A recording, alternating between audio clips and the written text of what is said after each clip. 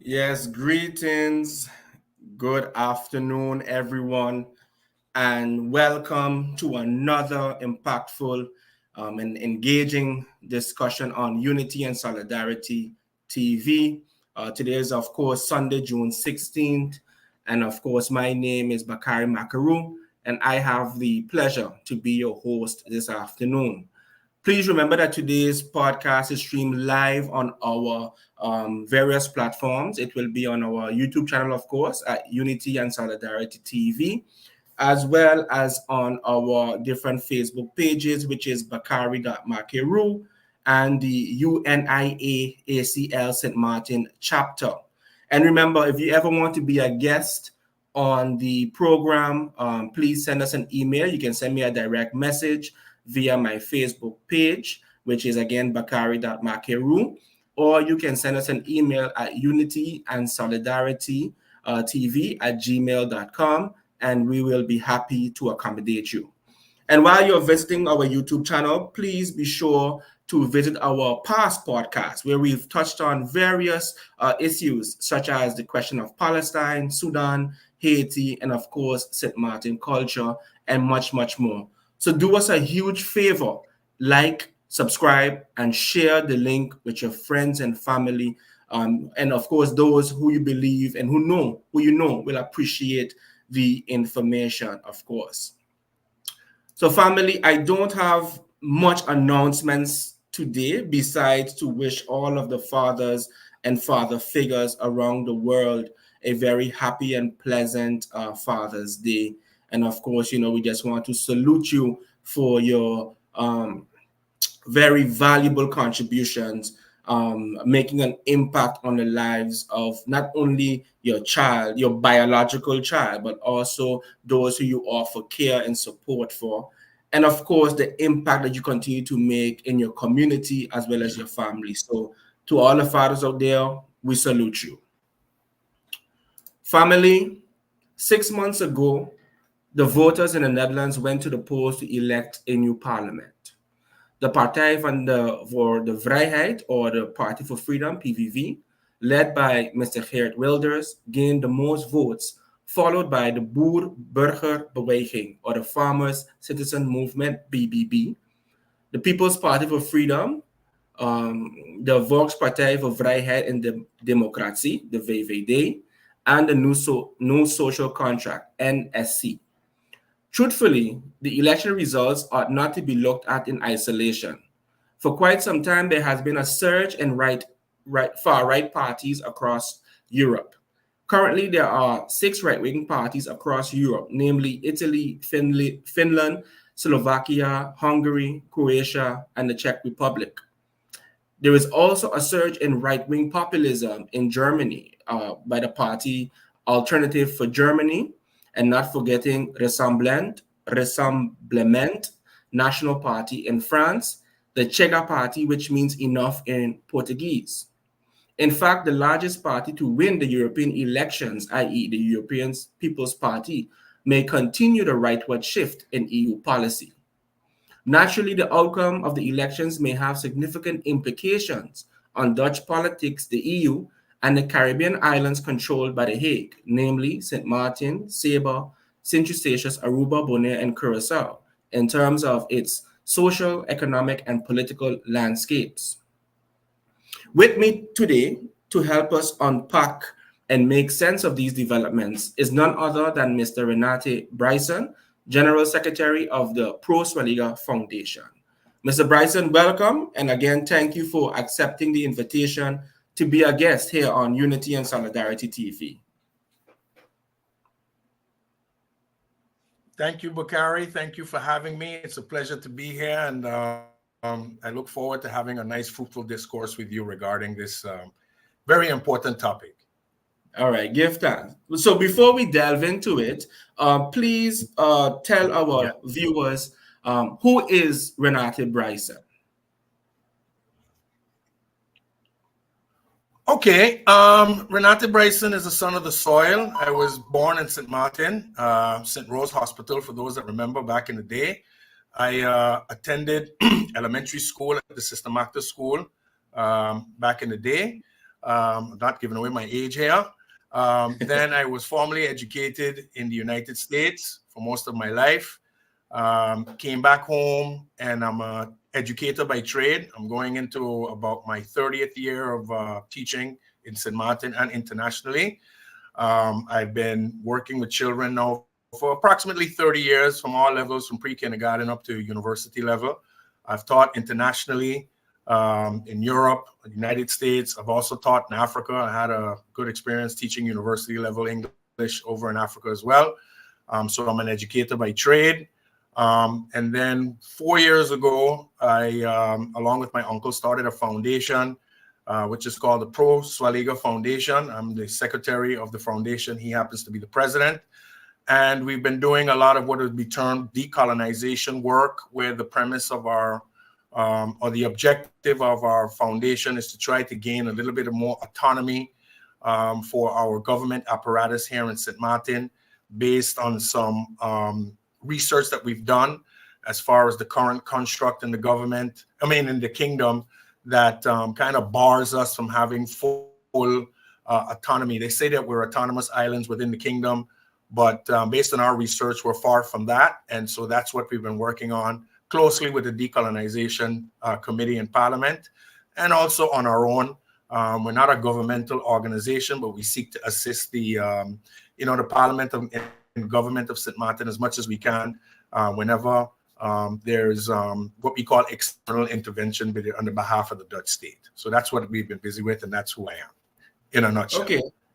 So what inspired you and your uncle to form this foundation? What was happening at the time that you would say, you know what, this is necessary at this particular time? Okay, so before we started here, you would have remembered that Statia was having its issues with the Dutch state when their democracy was removed.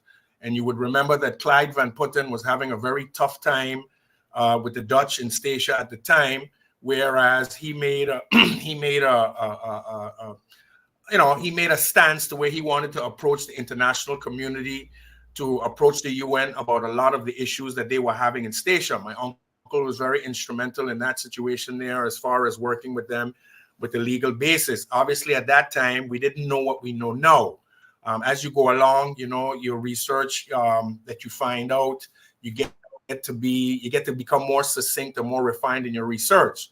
So the objective then was to head to the UN for Statia. Then when we got the pandemic, when they came along with what was known at the time as the Coho laws, we sat back and said, but wait a minute, when we read what was the proposed actions, we said, but this is basically what they're doing in Statia. They basically want to take away our autonomy, what little we have, in exchange for financial liquidity support to strip us bare. So we decided, let's go ahead and form a foundation, and the same legal arguments that we were having in Statia, we will have it here in St. Martin. But by extension, because it's St. Martin, it would also affect Aruba and Curacao because we're all under the same kingdom charter. As you know, Statia and Bonaire and Saba are under a different structure. So we got to work. We basically used a lot of the same argumentation that we used in the Statia case about approaching the UN and what the UN states and all of these things. And so we, ended up that was the catalyst to get us moving, was when the draconian measures came from the Hague, and we challenged the authority of the Kingdom Charter as far as it being an instrument that contravenes with our right to self-determination. So we went to court with it. Obviously, we didn't expect the courts to go along with what we were saying, but what we wanted was to hear what the Dutch had to say in response to our argumentation so that we can refine our argumentation and come with a more solid argumentation after, which is what we did. So it wasn't a case of where we were going to, beat the Dutch state in their own court system. We know better than that. What we actually wanted was present our case. Let's see how they're thinking on paper. Go back and do our research, find holes in their argumentation, which we did, and then proceed further. So the catalyst would have been State Secretary Knops and his, heavy-handedness with the islands when we needed them the most, as so-called equal partners in the kingdom. You would remember, because we remember at that time you were also very instrumental in being vocal with our civil servants, and I attended a couple of the rallies that we had at those times, being a teacher myself, about these 12.5% cuts and these kind of things. So that was really what spurred us into action in 2020. Wow, that's so important, because I really want to contextualize, the Pro Soualiga movement, and what I'm about to ask might be a little hard, but bear with me, okay? Bear with me. Yes. How many? Because I know that you all have been very proactive, writing letters in the media, raising awareness. I, for one, have learned a lot, from the Pro Soualiga in terms of looking at this particular structure through a legal ends and fighting them with those tools. Sometimes we want to go to a gunfight with a knife. You understand? And that's why we lose horribly. But at least when I listen to some of the arguments, and what I'm able to gather is that, just like what you said, you have to do the research and you have to approach it from a legal basis. Not emotion, not memory, not appealing to authority. You have to go at them through the legal avenue. So that's something I have always appreciated. But tell me something. In terms of your letters, your lobbying, your activism along these lines, how many concessions was the Pro-Soualiga able to extract from the Dutch government? Okay, very good question. So just to put this in context, so what happened was in 2018, the Dutch state went and wrote what is known as a written statement to the International Court of Justice. Only UN members are allowed to approach the International Court of Justice, which is the court basically of the United Nations. It's the highest court in the world. And what was happening at the time was the United Kingdom was having some islands called the Chagos Islands in the middle of the Indian Ocean. They were having similar issues that we were having. Jumped up in defense of these islands, telling the UK, remember, at the highest court in the world in 2018, that their right to self-determination superseded any external intervention that the UK would want to impose on them. So when we got a hold of this document, this is when Pro-Soualiga really got into the mix, because number one, this is a statement from the Dutch state made to the highest court in the world in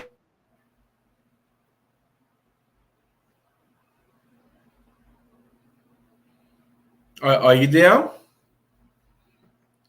It looks like your camera froze.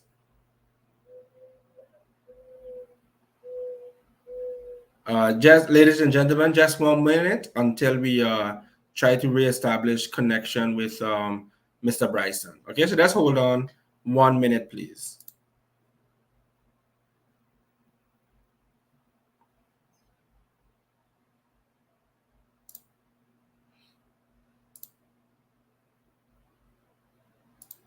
Okay, we seem to have lost connection. Okay, he's back. He's back.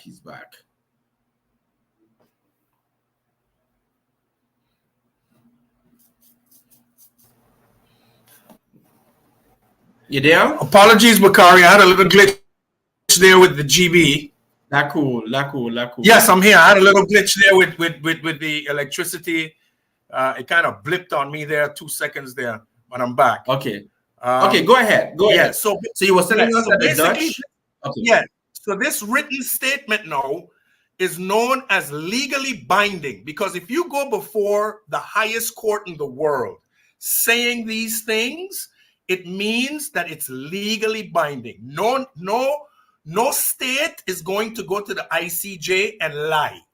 Let me just put it in context a little bit. Just recently, South Africa approached the ICJ regarding Palestine, and they used the same exact arguments for Palestine that the Netherlands used for the Chagos Islands. So what has happened is, for us, and it goes back to your argumentation about legal rather than emotional posturing. This document has basically been the foundation of our argumentation. You said these things. So whenever we have a meeting or discourse with any of the Dutch state, they kind of trod with us a little bit quietly, because they understand that they're in a bind. The problem is, we've informed the parliaments of Curacao, Aruba, and St. Martin about this written statement. None of them have, because we're an NGO, we're a non-government organization. If any politician were to ask the Dutch for clarity on those statements, it now becomes an official statement to the islands on the behalf of the Dutch state, and they can't go around it because you made these statements to the ICJ. No one has, so none of the politicians have have actually taken it up to go and talk to the Netherlands about these questions. And until that happens, what's going to happen is, oh boy, are you still there? Yes.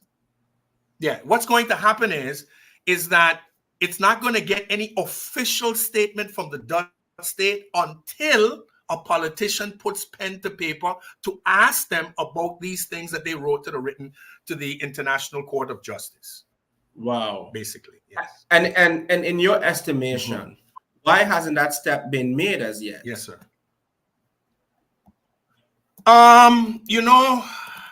You know something, Bakari, and you would know this just as good as me. Politics is a very strange something.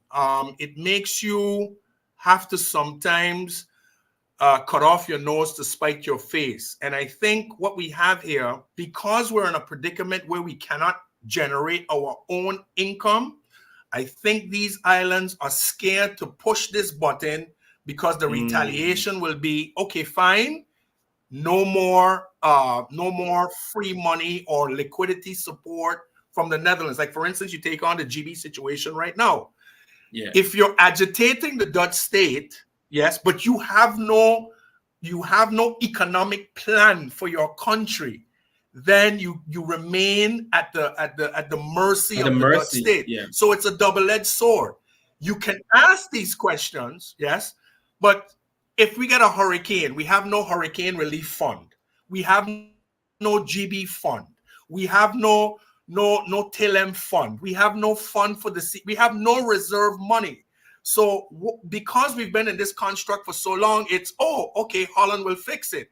Well, you know the old Dutch adage, we betaalt, Yeah. bepaalt. Yes.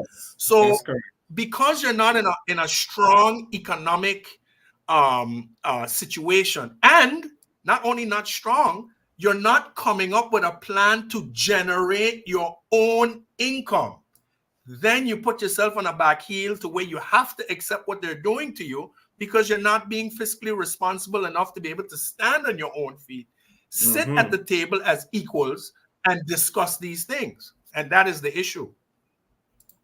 Yeah, it's heavy indeed, you know, because oftentimes I would hear various politicians say publicly, you know, their criticisms of the government in The Hague, you know, but then when you're waiting for them or when you're hoping for them to take it to the next level, you know, whether it is a referendum, whether it is demanding clarity on that particular point you raised, we as in the residents are left wanting, you know. You get us excited, you inspire us, you speak with someone, you speak with your chest, and now we are looking for you to take it home. Yes. And what we see, we hear talks about creating a stronger kingdom. You know, I can't even say with a straight face. Yes. You know, I can't even say with a straight face. You see? Yeah, it's let's sorry? Yeah. You see? Yeah, I was going to say you are totally correct that you hear, like, for instance, they just came back from the IPCO meetings last week and they went to discuss the democratic deficit, and there was a member of the first chamber who said that, you know, we've been in 70 years of this charter and now it's time to really deal with the democratic deficit in the kingdom. But you already have the information. We've given you we've been to Parliament twice to discuss with them. We showed them the first time that we are not decolonized. UN documentation from their original library, because what we were doing, we were using secondary information, which is good. But I told my uncle, I said, look, this guy has the original information. Let's go and get it for ourselves and present it to Parliament. So we proved to them in Parliament that we are not decolonized. Number one, they were shocked with UN documentation.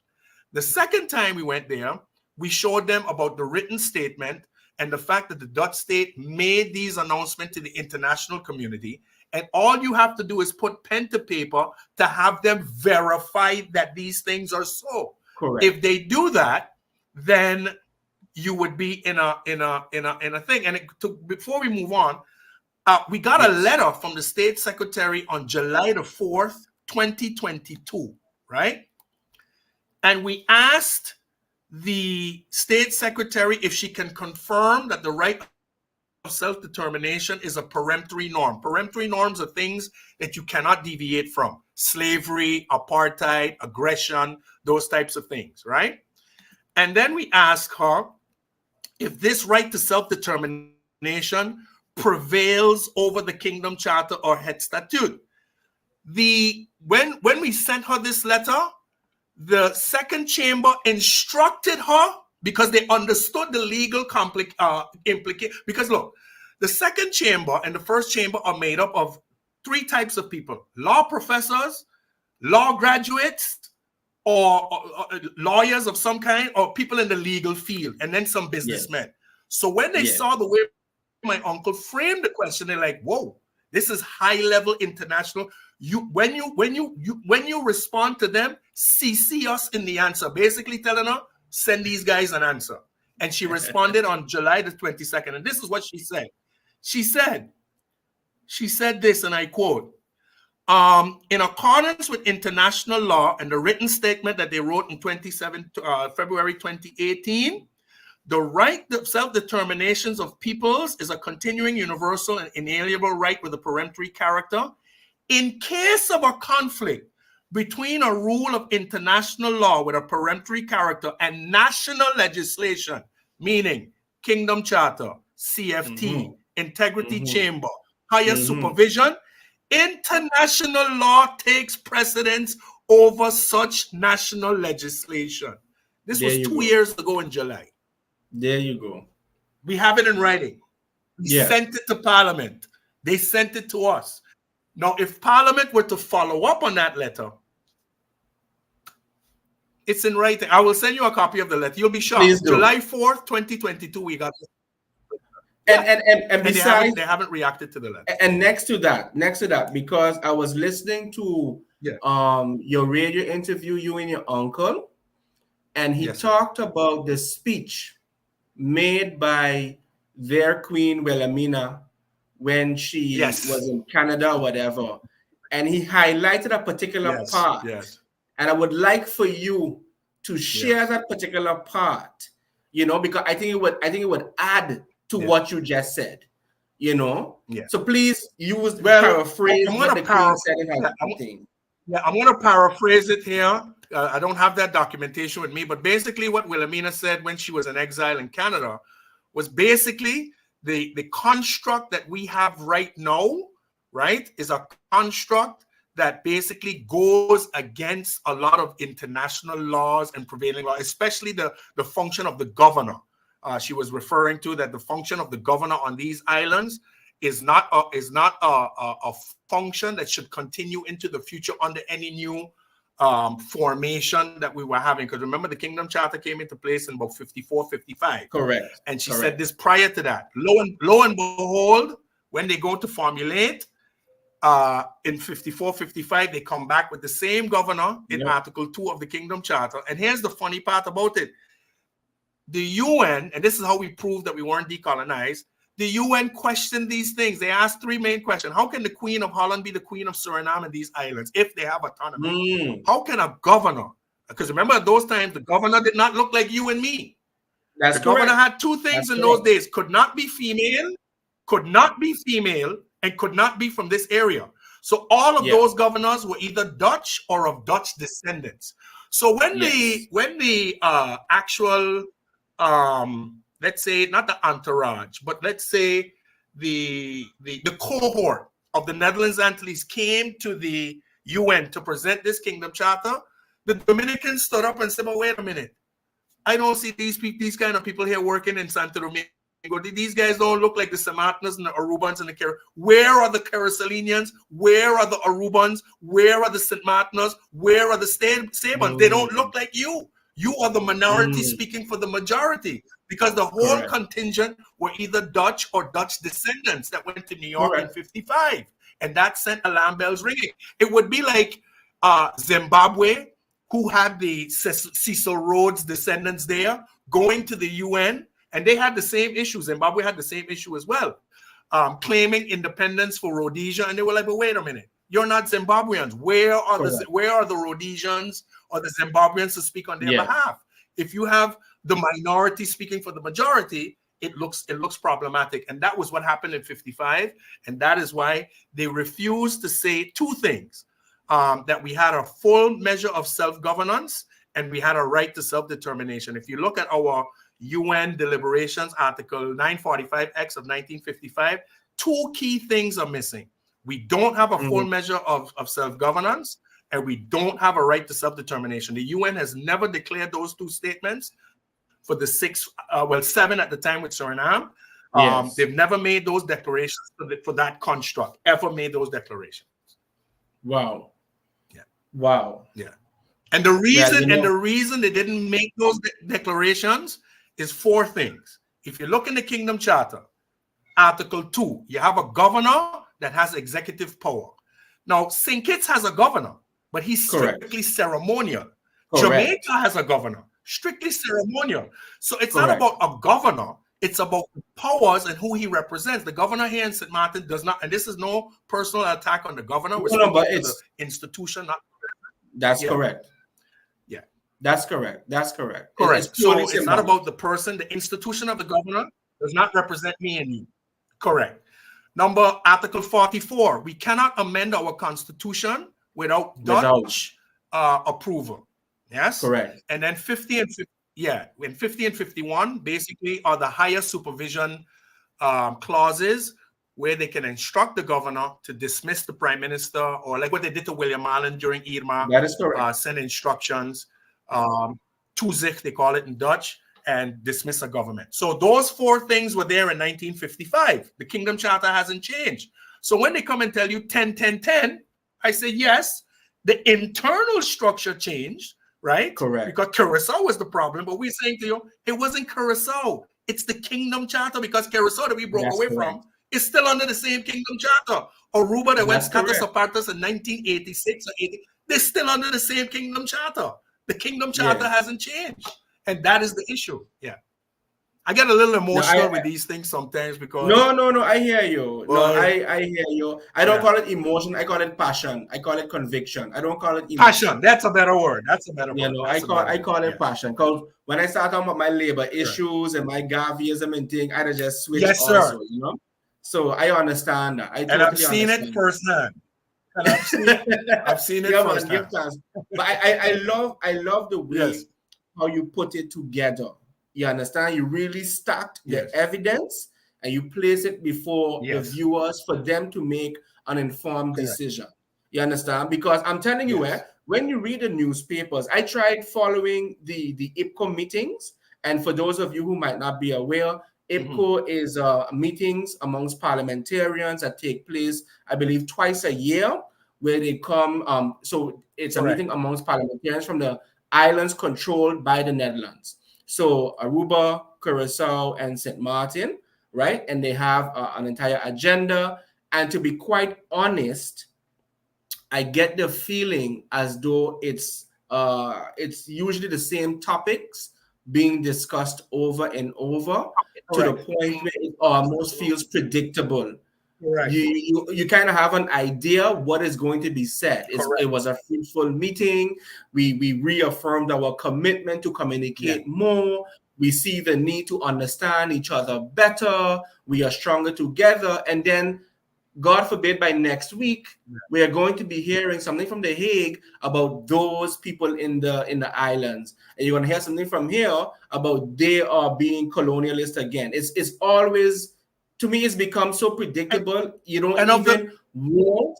And what I was going to say is, and of all the 3 islands, St. Martin, Curacao, and Aruba, St. Martin has the most information about this topic. They have everything. We haven't like held it to ourselves. We've gone and we've sat with them, showed them. We just said, look, put pen to paper. You have the written statement. You have the letter from the Secretary of State. The letter from the Secretary of State from July the 4th. That's the slam dunk. Yeah, is enough. Because that's enough. She replied. They never replied. They haven't touched it. And so we're waiting, and we keep waiting and waiting and waiting.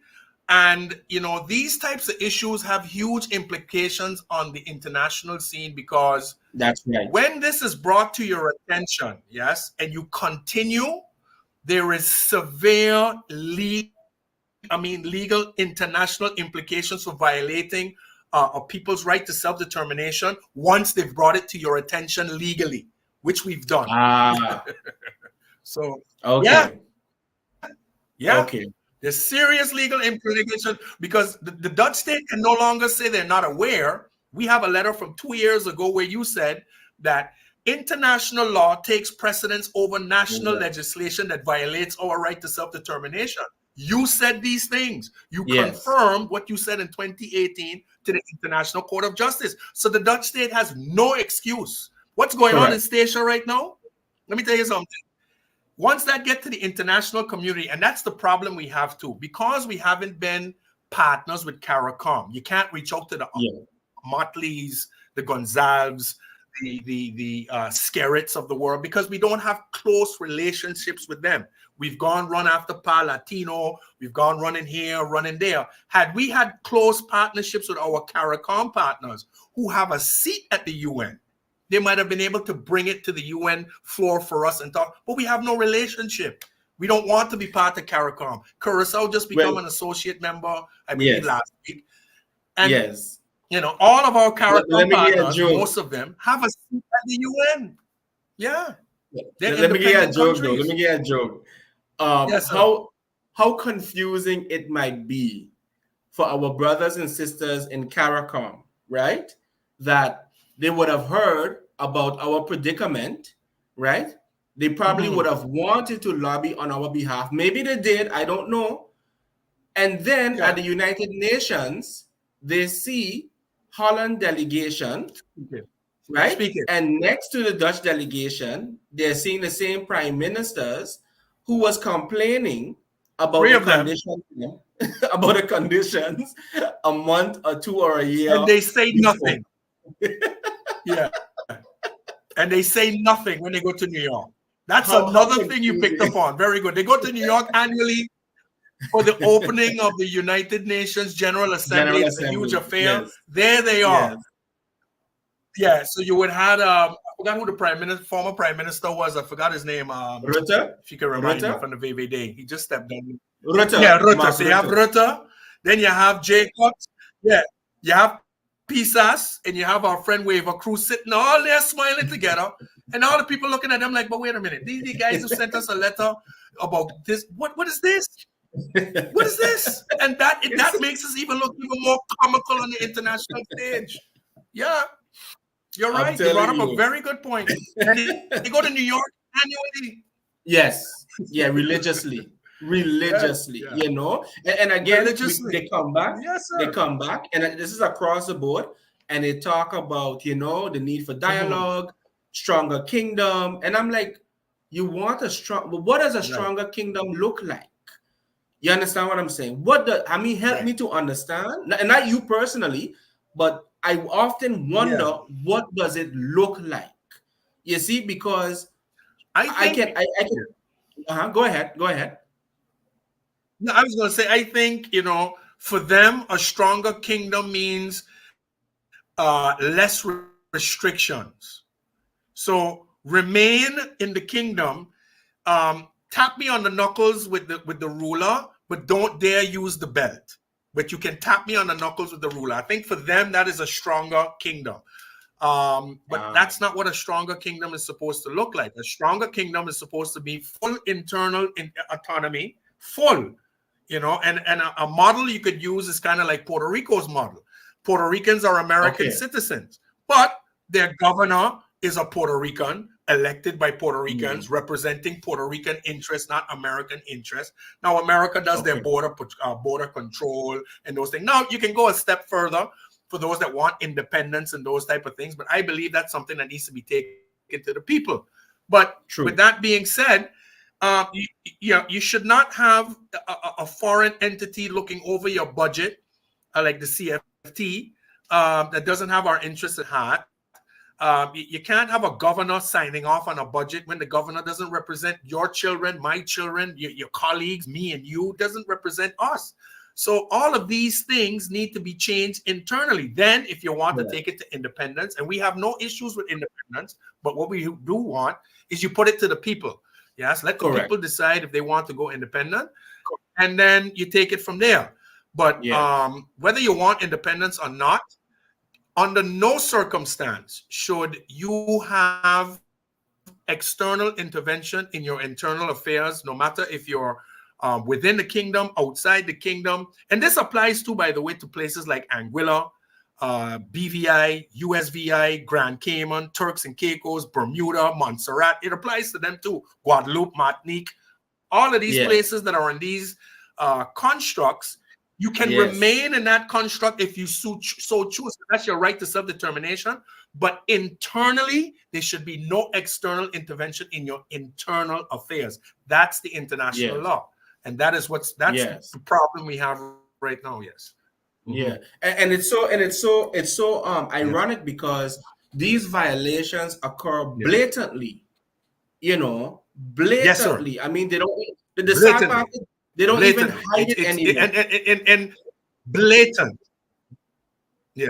Man. No. Okay. No, like Stacia, let me tell you something.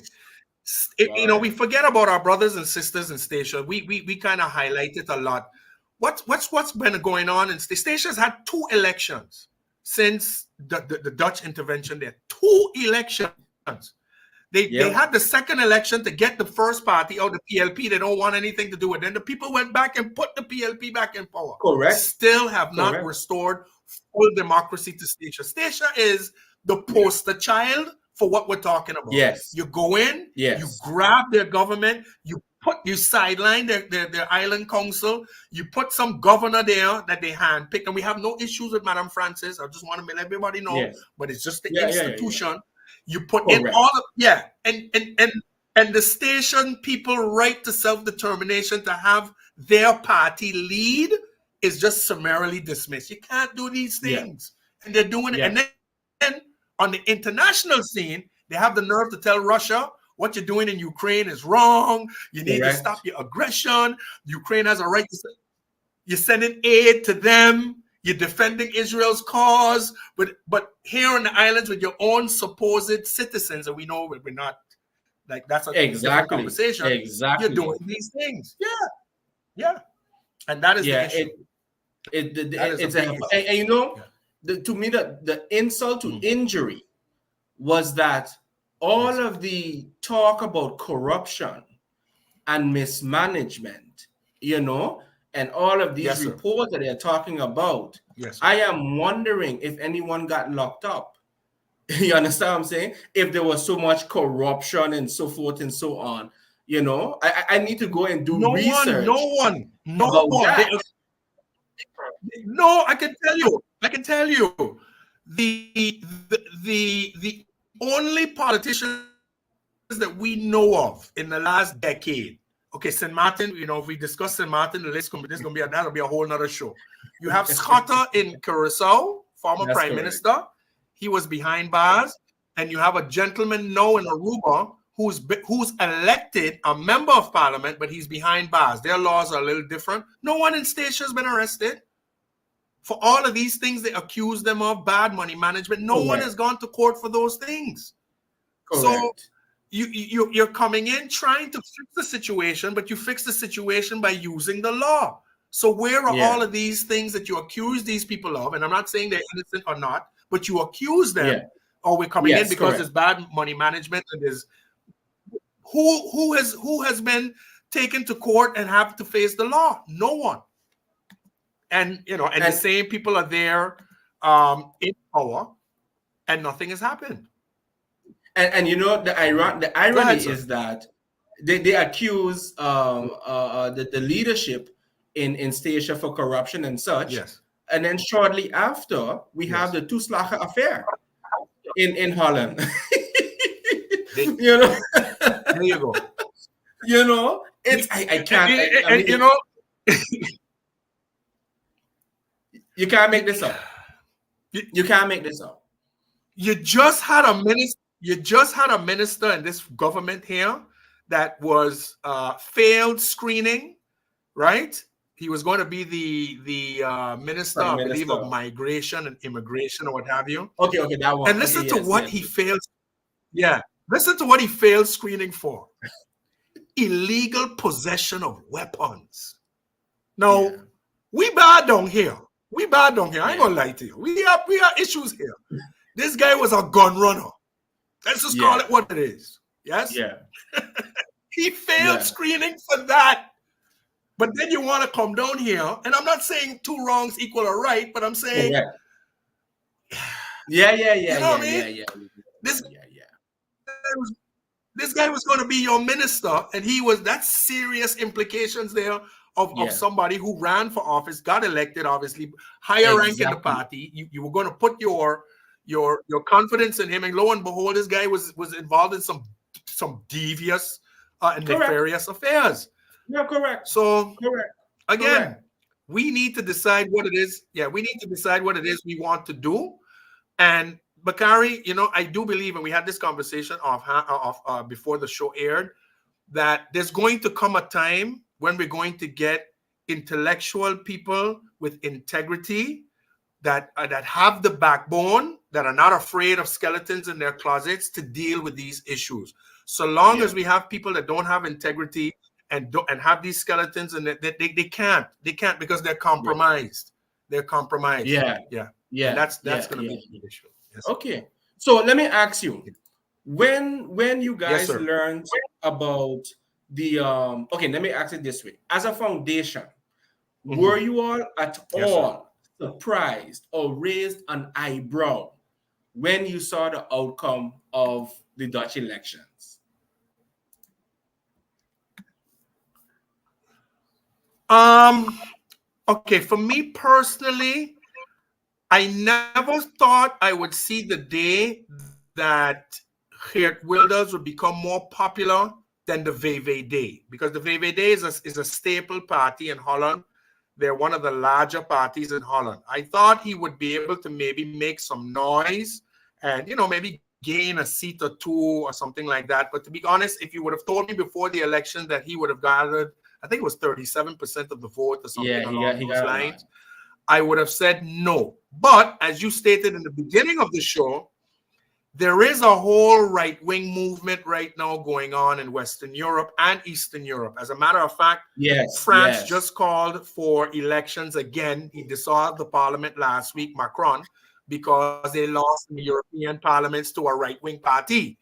Yeah. So it's a prevailing sentiment right now in Western Europe, and it's basically based off of immigration.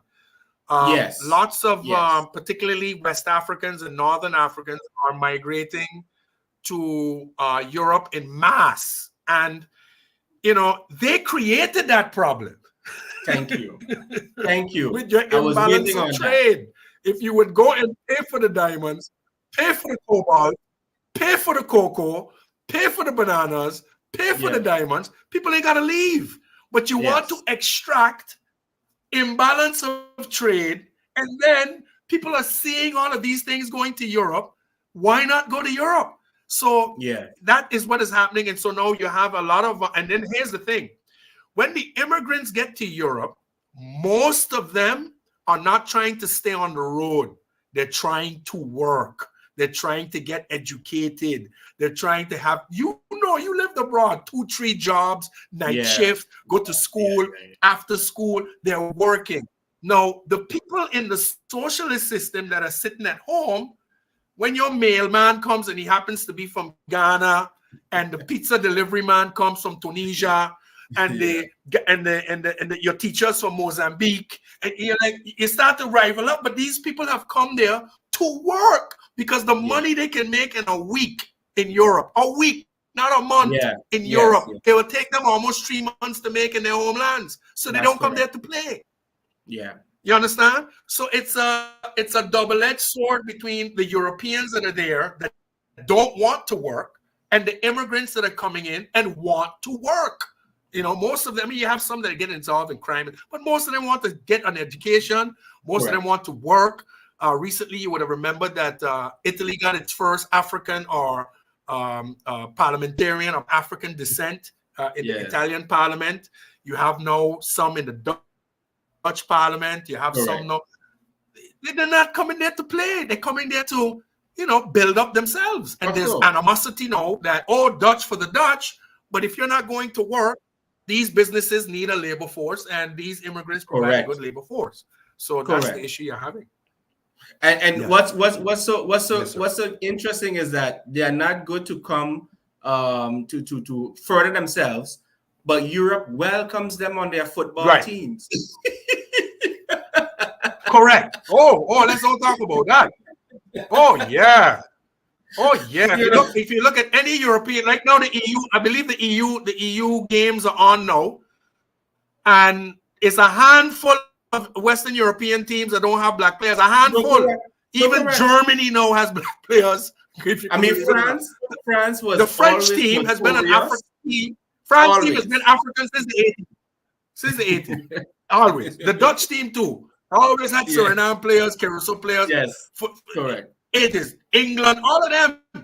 So if they're good enough to play on your team and win you World Cups and EU Cups, why can't they come and be teachers, lawyers, medical doctors, and pilots and the rest of it? So exactly. You know, it's and then to add more to what you're saying, you know, because according to them, the economy, the lack of housing, the poor, the lack of jobs and so forth, you can always predict it that whenever a country is going through this particular cycle, it always turns internally and it must look for an enemy.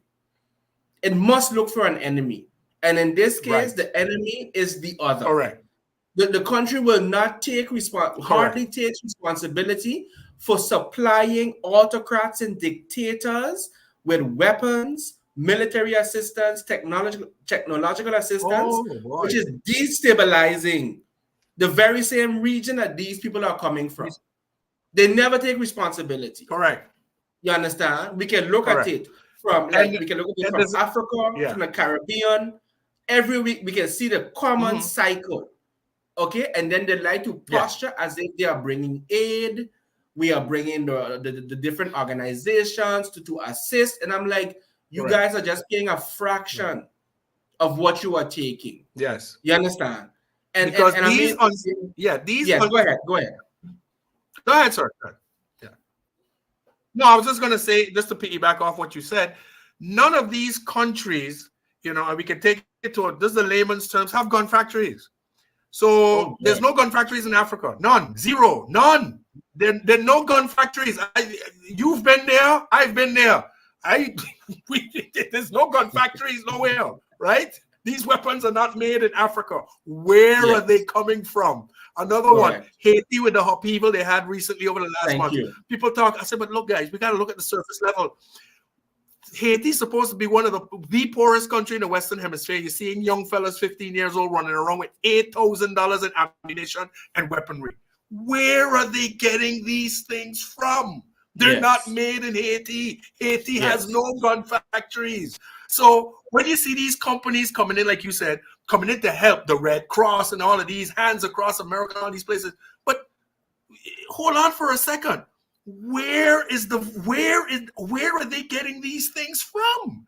And nobody can give you an answer. And that is, you know, as you said, destabilized to come in to pretend to help.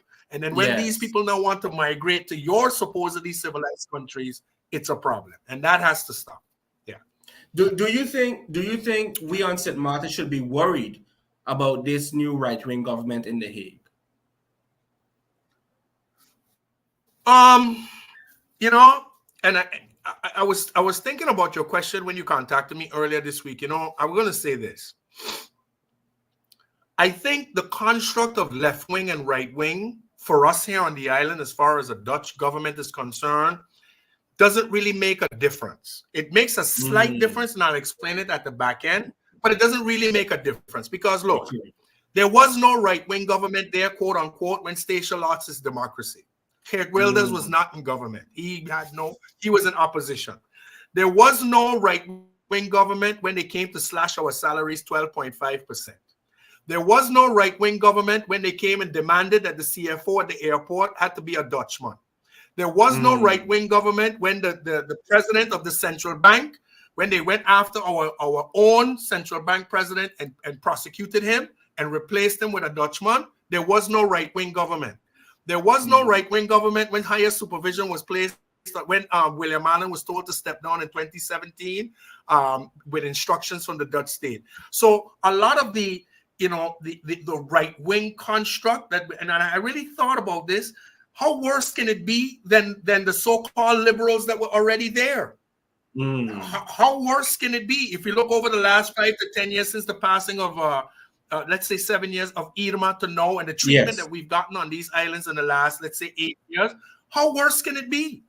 How worse can it be? Because if you're telling me we need to be worried about a right-wing government, then what have we faced the last 7-8 years with if you don't do this, you're not going to get liquidity support. We don't have a single tourist here. We barely could feed ourselves, and you're going on driving your heels in our necks when we were down. And this was, Geert Wilders was in opposition. He was not in government. He was there with the same narrative. But what I will say this, though, and this is the back end of it. Instead, no, I think what will be good out of all of this, we will not be having political double talk. I think what they will do, they will speak what the rest of the liberals think, but they are not say. They will be willing to say. And I think sometimes that is a little bit more refreshing for you to know where you stand, rather than having somebody posing as a liberal, acting no different than a right wing, because like we said, for the last 7-8 years, we couldn't tell the difference with a liberal, moderate, socialist, whatever. The treatment can't get any worse than it was that last 7 years. It will be refreshing to get a government to tell us we know where we stand, but to hear officially where we stand. Geert Wilders is on record. He wants to sell the islands. He doesn't consider us equals, burqas and Muslims and immigrants and all of these things. And rather than mask it, I think it would be refreshing for our politicians to hear these things so they can get a wake-up call about this stronger kingdom and these types of things. I think it would be refreshing to hear them speak what I believe most politicians in the Netherlands think, but they are not say. I think that would be good. That would be refreshing in that.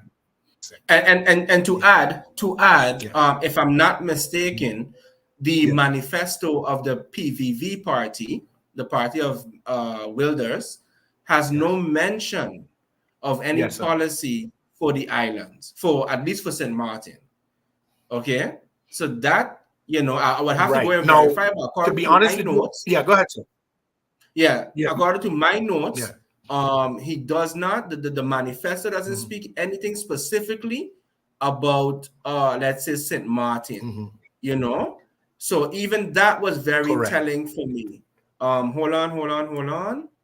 Yeah, I have it right here because I sourced it. You would have to verify it because I haven't had the pleasure of reading the manifesto. No problem. I have it.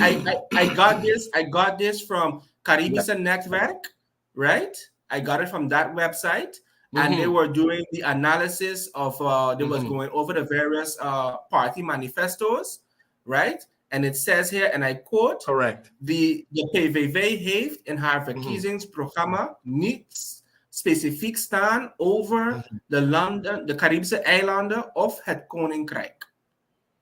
That's what that says there. Right. You understand? So nothing specific in there about the islands at all.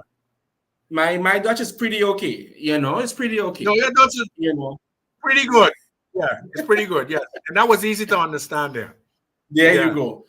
Of course, the others. Go ahead. Yeah, what I was going to say but even if they have, and I think you would agree with this, but even if they have something in mind for us, it can't be without us being at the table, because we should know what's best for ourselves rather than them driving the narrative. So I'll give you an example. 10-10-10, they decided we're going to have a CFT so we can manage your budgets so you don't run in deficits and you don't end up with a deficit. All 3 islands are billions and guillers in deficits 14 years later. Yeah. I mean, so, I would be very cautious about anything coming from The Hague. I'm not saying that we can't work with them, but I'm very cautious about anything that's led from them, because I personally don't believe that they understand the dynamics of our islands, and rightly so. You live, thousands of miles across that way, and we live thousands. It would be like us going into a gemeente in Holland, somewhere in the north near Groningen, and telling them, look, listen, this is not the way to do things. You need to do it this way from a Caribbean perspective. It would be completely asinine. But for some reason, I don't know what it is, they can land at KLM today, and tomorrow they are the holy grail for the islands of the Caribbean.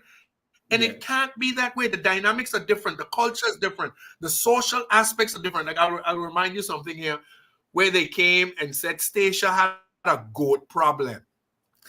I don't know if you remember reading that one.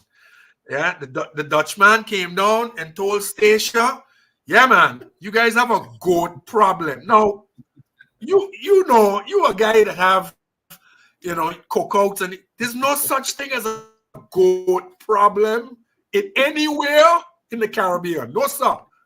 There's no such thing. Goat problem? No, sir. That means you have excess money to make. That's all it means. That's all it means. You can ship them out. You can slaughter them, bag them up, bring them to Samata to sell them in Sinkit, sell them in Nevis. Goat meat is gold. From the Dutchman's perspective now, Stacia has a goat problem. That is a cultural issue. We don't have goat problems here. As a matter of fact, we need more. We don't need less. So that's just an example of something that I picked up, you know, as far as culturally different. With the education policy, sometimes a lot of our schools now are kind of gearing towards CXC and the CSEC system. Even the schools of the SVOBA, Milton Peters, Sundial, and those other ones, they're even adopting some of the, and rightly so, because children tend to learn better in the languages that they speak at home. It's proven research. So, you know, these kind of things, like, you know, like you see Sabre is completely CXC, even though they're part of the Dutch kingdom. They do what works best for their citizens. So I think what needs to happen is, rather than us always, and you, I mean, like I said, I'm not telling you anything you don't know. You know these things. You're well-read. You're a Pan-Africanist. And, you know, as a student of Marcus Garvey, he taught us these things to rely on ourselves. So I think we, you know, I'm not saying that we don't need outside assistance sometimes, but what I'm afraid of is the narrative being totally driven by those that don't, number one, have our best interests at heart, and number two, don't understand the dynamics of our islands. I think you need to have our people at the forefront with an advisory council around them, with the ability to say, no, I don't think this is going to work for us, without repercussions. And when we can get that, I think we can have a more fruitful thing. But right now, the way it is, it's either take it or leave it, and that's not working for us at all. But tell me something. I want to take a few steps back, right? Yes. When you said that when we were receiving the instructions and ultimatums, right, it wasn't a right-wing government, right? But however, many from a particular camp, from a particular political camp, will tell you that they did a lot to improve the relationship between Great Bay and The Hague. What are your thoughts about that? Because sometimes, you know, I try to pay attention to the news. I try to make sense of what I'm hearing. And just like what you pointed out, with the conditions and everything and the treatment, to then say that there has been improvements in relations, you know, I have to scratch my head. It's one of those moments I have to scratch my head. But what do you think? You have to scratch your head. I'm going to say this. We're going to go back again to what the International Court of Justice said in that Chagos Islands case with the UK. They stated the following. They said a people under authority cannot exercise genuine free will. Yes? So if we go back to this situation with a people under authority, they cannot exercise genuine free will. They might be able to exercise free will, you know, within parameters, but genuine free will, they could not.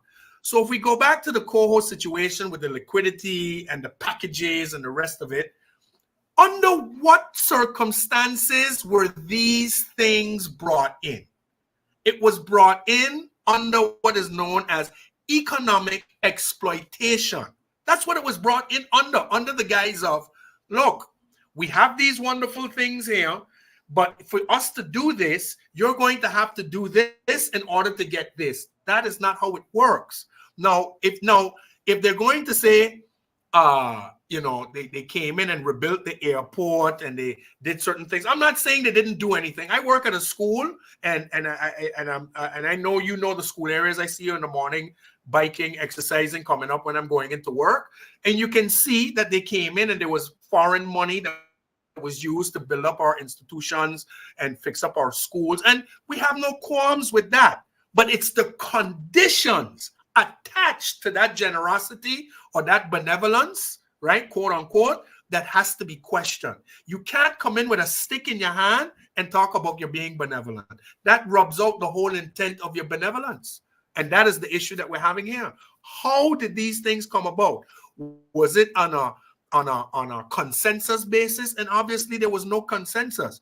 They're going to do everything. And then another thing we have to look at, these contracts that were given out for, and you saw with yourself, these contracts that were given out, did our people benefit from this, from these monies coming in to be able to repair and you know, I didn't see any local contractors out there. I saw local people working, but I didn't see too many local contractors. There may have been, I could be wrong, but I saw mainly management and these type of things from abroad. Now, again, if they're funding it, they have a right to fund it the way they want to, but we have to look at it in totality. Under what conditions did they come to help our people? Was it truly benevolent, or was it with conditions attached with economic exploitations, threats, and those type of things for us to get what we want? And then the next thing is we have to repay all of these things. We have to repay them. It's not free. Some of the money, not all of it, has to be repaid. You would remember the Enya deal, where we had a businessman that was here for years, malpractice, did a whole bunch of, not malpractice, but you know, ran the business into the ground, found guilty in a court of law, and then they come around and say we got to find 600 million euros to pay it. I mean, and we don't have, because we just borrowed from you. You know, it's Again, it just makes you scratch your head. You know, it really makes you scratch your head. Because I mean, maybe I missed it, but it just seems, and don't get me wrong, I recognize the important role that the institution in question plays. I really do. Okay, because many people depend on that particular institution to get by or to get back the benefits that they invested over the years. I'm minimizing that. It just looks a bit odd for a government to bail out the institution, knowing, right, the let's call it the culprits, okay, from the top brass straight down. Okay. And again, involved. And again, no one has been prosecuted, right? Or at least I haven't seen anybody. They're gonna haul them off. No one has been prosecuted. Embarrass them, and then haul them off to jail. Yeah, you understand what I'm saying? So it's weird to me. It just looks as though you are rewarding the culprits. That's how it looks as an outsider looking in. That's how it looks. Yeah. Now here's the thing. Had it been your institution and my institution, you're the CEO, I am the CFO. Under the jail, Bakari. Not in it. Under it. Yeah. You see what I'm saying? So this is class justice at its highest peak. And then to go a step further, I want to look at the numbers. The total amount of reconstruction money that the Dutch state made available to the World Bank was 550 million to bail out a country. To bail out this one institution was 600 million euros. What are we doing? Wow. To bail out one institution was 660 million than the Dutch. It was no 600 million. It was 600 million euros. St. Martin was on the hook for 60%, for 60. Curacao was on the hook for the rest 100, 540 or whatever. I can send you the article. Please do. 600 million. Yeah. 600 million euros, right? They were on Curacao and St. Martin were on the hook for, but obviously Curacao was on the hook for a lot more than St. Martin. Correct. But St. Martin was on the hook for about oh, there it is. There it is, right there. September 2023, 600 million euro loan. I'll put it in the chat there for you. Yeah, I see. And I see. If you compare that number for one institution, that was more than they put in the World Bank to build up the whole island. Yeah. I mean, what are we doing? Yeah. The numbers are completely skewed. So what we were saying at the time, because we also jumped in, we said, look, you know our predicament on these islands. We owe you a whole heap of money for liquidity support that we really can't pay back.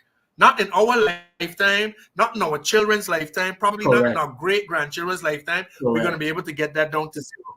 Why not you? Why not you who have the monies? You went and gave Ukraine all of this money.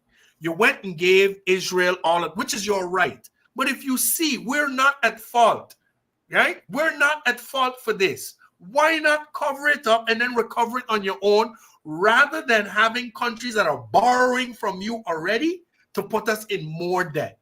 And to give you a quote, I believe it was John Adams or one of them. There's only two ways to conquer a nation. One is by the sword and the other is by debt. That's correct. Yes? So they don't need to use the military with us. Because if they keep us taking all of these loans, we're done. Yeah. And so what the final deal was, Bakari, was the Minister of Finance signed off on the Enya deal, 50 years at 2.3 million guilders a year for the next 50 years. Yeah. With interest. Yeah. It's bad. Yeah.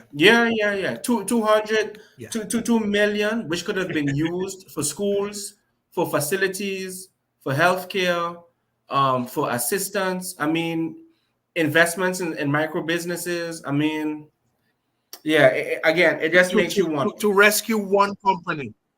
It makes you wonder. One company, and remember, that's just our 10%. Spare a thought for Curacao. Where are they going to get their money from to pay this off when it's not Curaçao's? And I think your camera freeze. Okay, we seem to be having some issues again, but just please bear with us. I hope you're enjoying the conversation. Pretty soon, I'm going to share the link where persons can join and share their thoughts. So we'll do that very, very soon. I'm copying it now, sharing the link. So if you have a question or a comment, feel free to join. Feel free to join.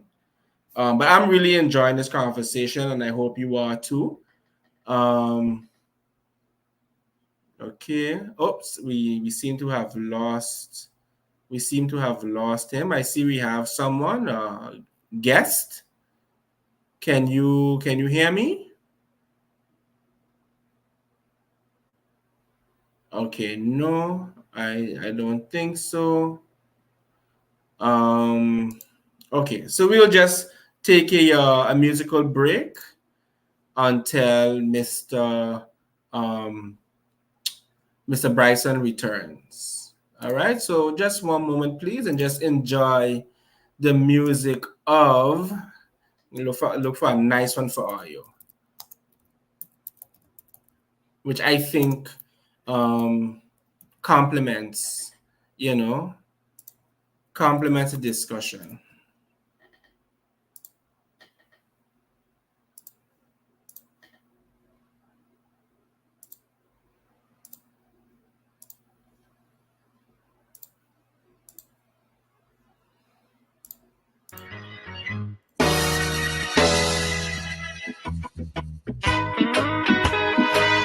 Spread the truth and speak it, yeah.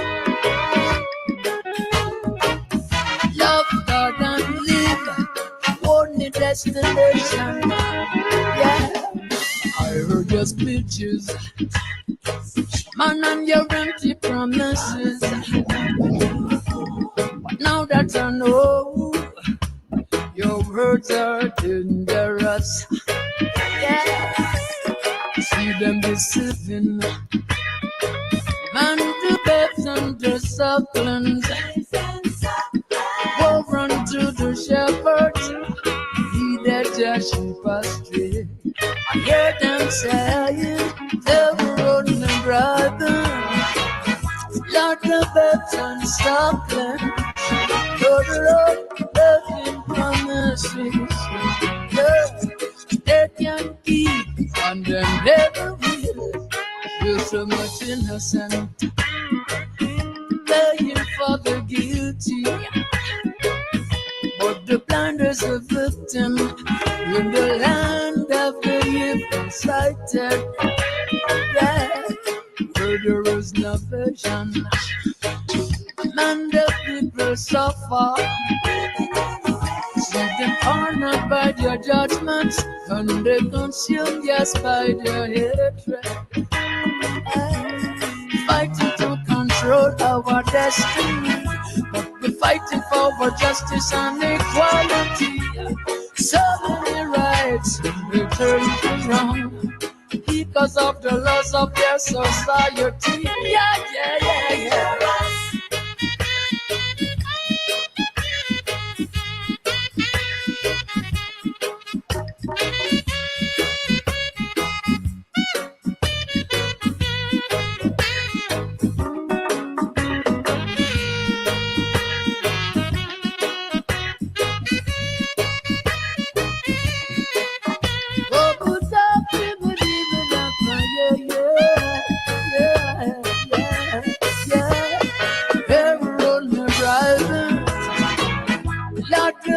And something,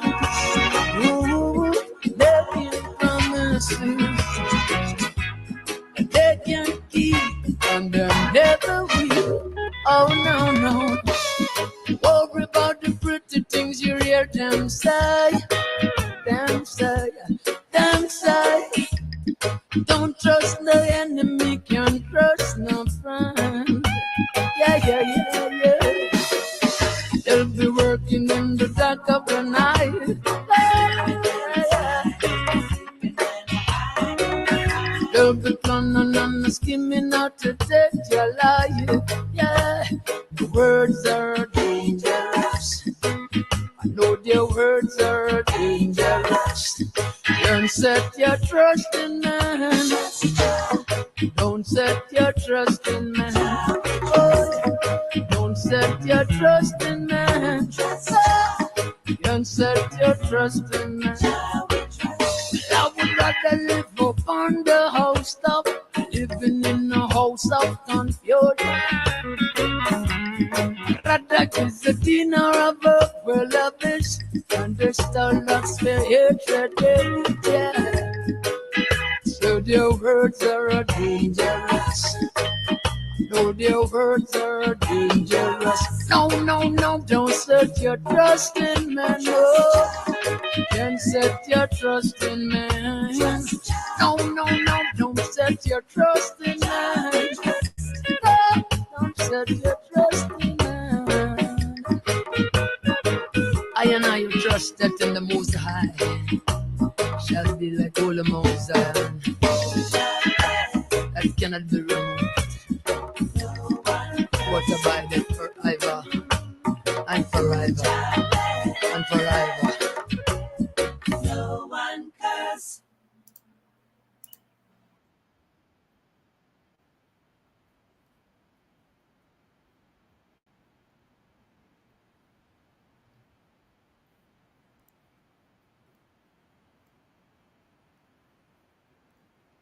And for right, or die triumphant. We won't bend or bow. We keep on prodding. We have got the power. We keep on trotting. They say we are weak hearts. pushing. Stay humble and meek heart. Keep resisting. Not to dread with viper. Not to dread when they fight down. Not to dread with viper. And stand your ground.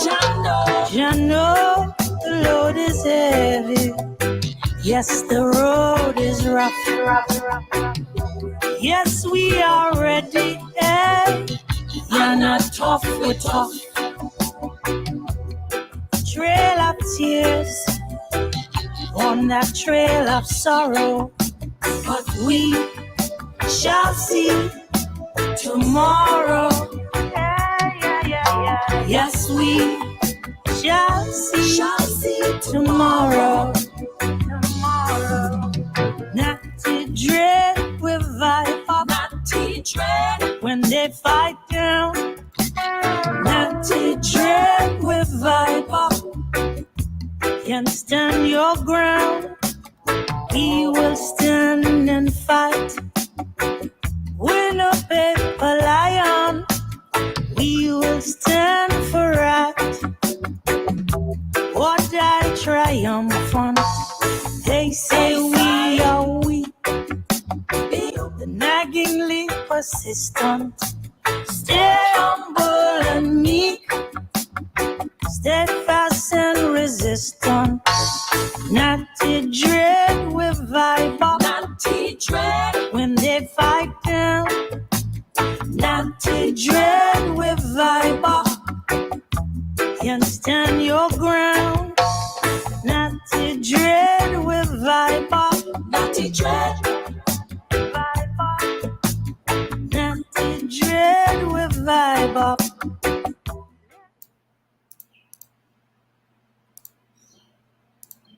Yes, my brother. Yes, back again. I decided to try it on the phone. Okay, so all right. Before I was on the laptop, and for some reason the phone is picking up, but the laptop is not. So we'll continue with another device. Yes, sir. Okay, it's one of those things. Yes. Okay, so before, yes, sir. Before, where did we leave off? Where did we? We were talking about the Enya ordeal. We kind of strayed away from the right-wing government, but we were talking about the Enya and the 600 million euro loan, and the kind of again, I call it economic exploitation. It's actually a term that the UN uses in some of its resolutions, things that are not allowed by what they call administering states. They use terms like external intervention and economic exploitation, which are two things that we obviously go through with the Dutch state on a regular basis. Yeah. Okay. All right. So let me ask, because you touched upon it, you touched upon it when you said that when it comes to right wing, left wing, we still suffer. We still suffer under the government in The Hague, despite all of the glowing descriptions, how things have improved over the years. What I am wondering right now, right? And I want you to go deeper into it. What type of government do we need? This is going to be a political question. What type of government do we need? What type of representation do we need in Grade B as well as in the districts, to ensure that our interests are maintained and fully represented when it comes to negotiating key issues, particularly our development? Yes. Okay. I think it's going to take a government in Grade B, and I love the fact that you use the term Grade B, by the way. North side, south side, Grade B. Love it. Very nice. I try to do the same thing. I think it's going to take three things. Yes. Number one, you need leaders with a vision. When I say a vision, I'm not talking outing fires every day you go to work. I'm talking a solid 5 to 10 to 15 to 20-year plan. Where do you see the 12-year-olds today when they're 40? If you don't have that plan in place right now, or you're not working on a plan in place like that right now for those that are coming to take your place, right? Putting fertile ground in place for a vision for your country, then that is an issue. I don't think we have visionaries that are looking beyond 5 or 10 years down the road with a concrete, viable, and succinct plan. That's number one. And part of that plan has to be income generation, because we can't do anything until we become financially stable. You see the situation here with GB. The Prime Minister right now is talking about running back to the World Bank to put us in more debt in order to solve GB, which, you know, is just basically kicking the can down the road and putting a Band-Aid on open heart surgery, if you will. That's number one. Number two, backbone. The backbone is, do you love your people? If you love your people, how is it that you can envisage a 4th grader and a 3rd grader today as an adult being in this same construct? I don't want that for my children. I don't want it for your children, Bakari. I don't want it for the children of people I don't know. And to me, it doesn't matter where you're from. As long as you're in St. Martin, you're going to school, you're a good citizen. Your sound is off. Your sound is off. You know? Okay, I hear you now. You can hear me now? Okay. Yeah. So what I'm saying is, the first thing is we need vision. We need some vision, a 5 to 10 year vision plan. Yes, a concrete plan of income generation.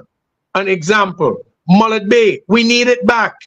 Mullet Bay is going to create 2,000 jobs. Remember, Mullet Bay is what put us on the map. Everybody who's a St. Martiner, directly or indirectly, can connect to Mullet Bay in some kind of way. Uncle was a taxi driver, auntie was a casino dealer, grandfather was a janitor, something. We need to bring back. Yes, go ahead. Mother and father meet at Mullet Bay. Boom.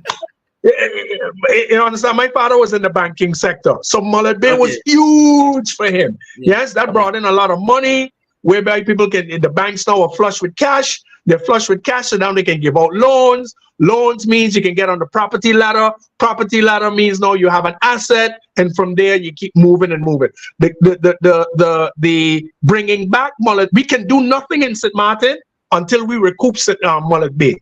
We have to recoup Mullet Bay. That's just a plan. Yes, that's going to generate a lot of income. The construction, the work, the concessions, the taxis, you name it. The spin-off of Mullet Bay would be huge. Number two, backbone. And this is simple. Do you love your people? Now, if you love your people and you're a leader, that means you stand in the gap for your people. You don't compromise on things that are detrimental to the forward progress of your people. You gotta, and this is just Garveyism 101. You know this just as much as me. You gotta love your people. If you don't love your people, and it sounds very trivial, but if you're coming from a standpoint of enriching your circle, your political party, your families, your extended families, you can't do anything to change these things. Correct. Thirdly, thirdly, yes, the most important thing is and you touched on it earlier, your argumentation cannot be hoping that the Dutch will change their minds, hoping that they will become more diplomatic, hoping that they're going to become more benevolent. History has shown us, and you don't even have to go back far, just go back over the last decade. That is not the case. So you have to have your sound legal argumentations along with the other two pillars that I mentioned to be able to get us out of this. Generate your income. So when we get the next hurricane, God forbid, and the phone comes from The Hague, we're going to send down this. No, we good. We got 500 million there put aside. We're going to deal with that. And then once we run that out, we're going to call you. Hang up the phone. Once you do that, they can take you seriously. But if we're always on the back foot with no vision, no income generation, and no love for your people, we're not going to be able to get this thing done. And it sounds very, kind of simple, But sometimes, simplicity is found in is the best way to explain things. And that's what I truly believe. And I think it can be done. We have a lot of citizens that, like yourself, you can use yourself as an example, a man who has gone out and stood in the gap for our civil servants, stood in the gap for our teachers, etc., etc., etc. You have a good record of that. And we have many more citizens like that, that instead of, putting them to the wayside, bring them to the table to add to the fabric, because just because you're elected doesn't mean you know everything. That's another premise too. A king is only as good as the advisors that are around him. Yes. Sure. So I'll give you an example. The GB thing. We got all of these guys that are retired. Like we have these ex-banking guys that are retired. Put them on the board. Let these ex-financial juggernauts that used to run Windward Island Bank, run our insurance companies, and I'm talking our own local people. Yeah. Put them on the supervisory board. Pay them. Let them dig you out of these problems that we have.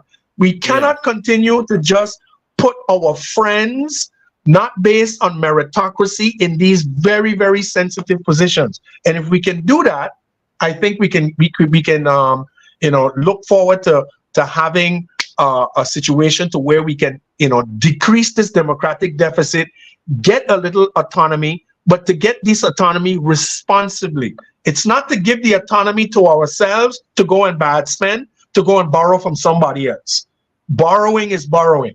And I think it can be done, but we have to have those three pillars.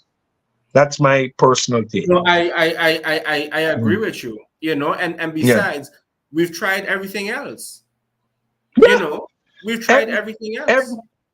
Everything else except trying to do it the right way. Putting friends, and like I said, this is not, I don't like to talk to call out people's names, because I'm not in those things. But we all know what we're talking about. You cannot put a friend of yours to run a major company and they're not qualified. You cannot do these things because what happens is you leave yourself open now to people from the outside bringing in their qualified people. Because if Holland going to send somebody here, they ain't going to send a postman here to go run the hospital. They're going to send one of their medical professionals to do it. We have medical professionals here. We have legal professionals here. We have engineering professionals here. But because maybe they're not along party lines and they don't vote for this one, or the last name is not the right last name, they can't get those positions. Those things have to stop. Put your best people to work. And this is another thing, Bakari, pay them. Yes. Pay them. Because when our national friends come on KLM, they're getting $20,000 a month. They're living down Dawn Beach. They get 2 tickets home a year. I'm not saying we need that for our local people, but pay them. Pay them. Give them an incentive to want to go to work, because at the end of the day, they're not going to pack up their bags and go back to The Hague. And this is no disrespect to my brothers and sisters anywhere else.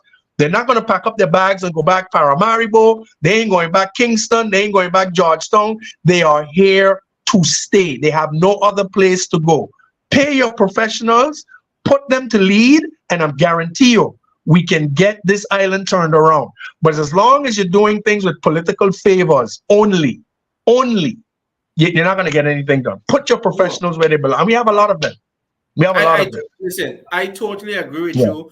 Not too long ago, I had a similar conversation with someone in my family, and I shared with them the amount of graduates, and I'm talking about post bachelors, what do you call it? Yeah, masters, bachelors, the amount of knowledgeable persons we have around the world, who want to return to give their skills and their expertise, towards the development. They are looking at it, very cautiously. You understand? Because while they might want to help, they have seen what has happened to other young professionals or professionals as a whole on this particular rock. You understand? So we talk a good game. We talk about a good game about recruiting students, about recruiting expats, about engaging the diaspora from St. Martin. We talk a very good game. But when you don't see it in the practical. When they land on the rock, You understand? Yeah. And then they are confronted, you know what I mean, with certain Yes. dynamics. It's a Yes. totally different It's bad. situation. Put your you know? professionals to work. Yeah. Exactly. You got to sink you in. know? You got to sink it. Yes. I haven't been to sink kits in years, but I guarantee I go to sink kits. I walk into any of them in any other institutions. It's gonna be petitions there.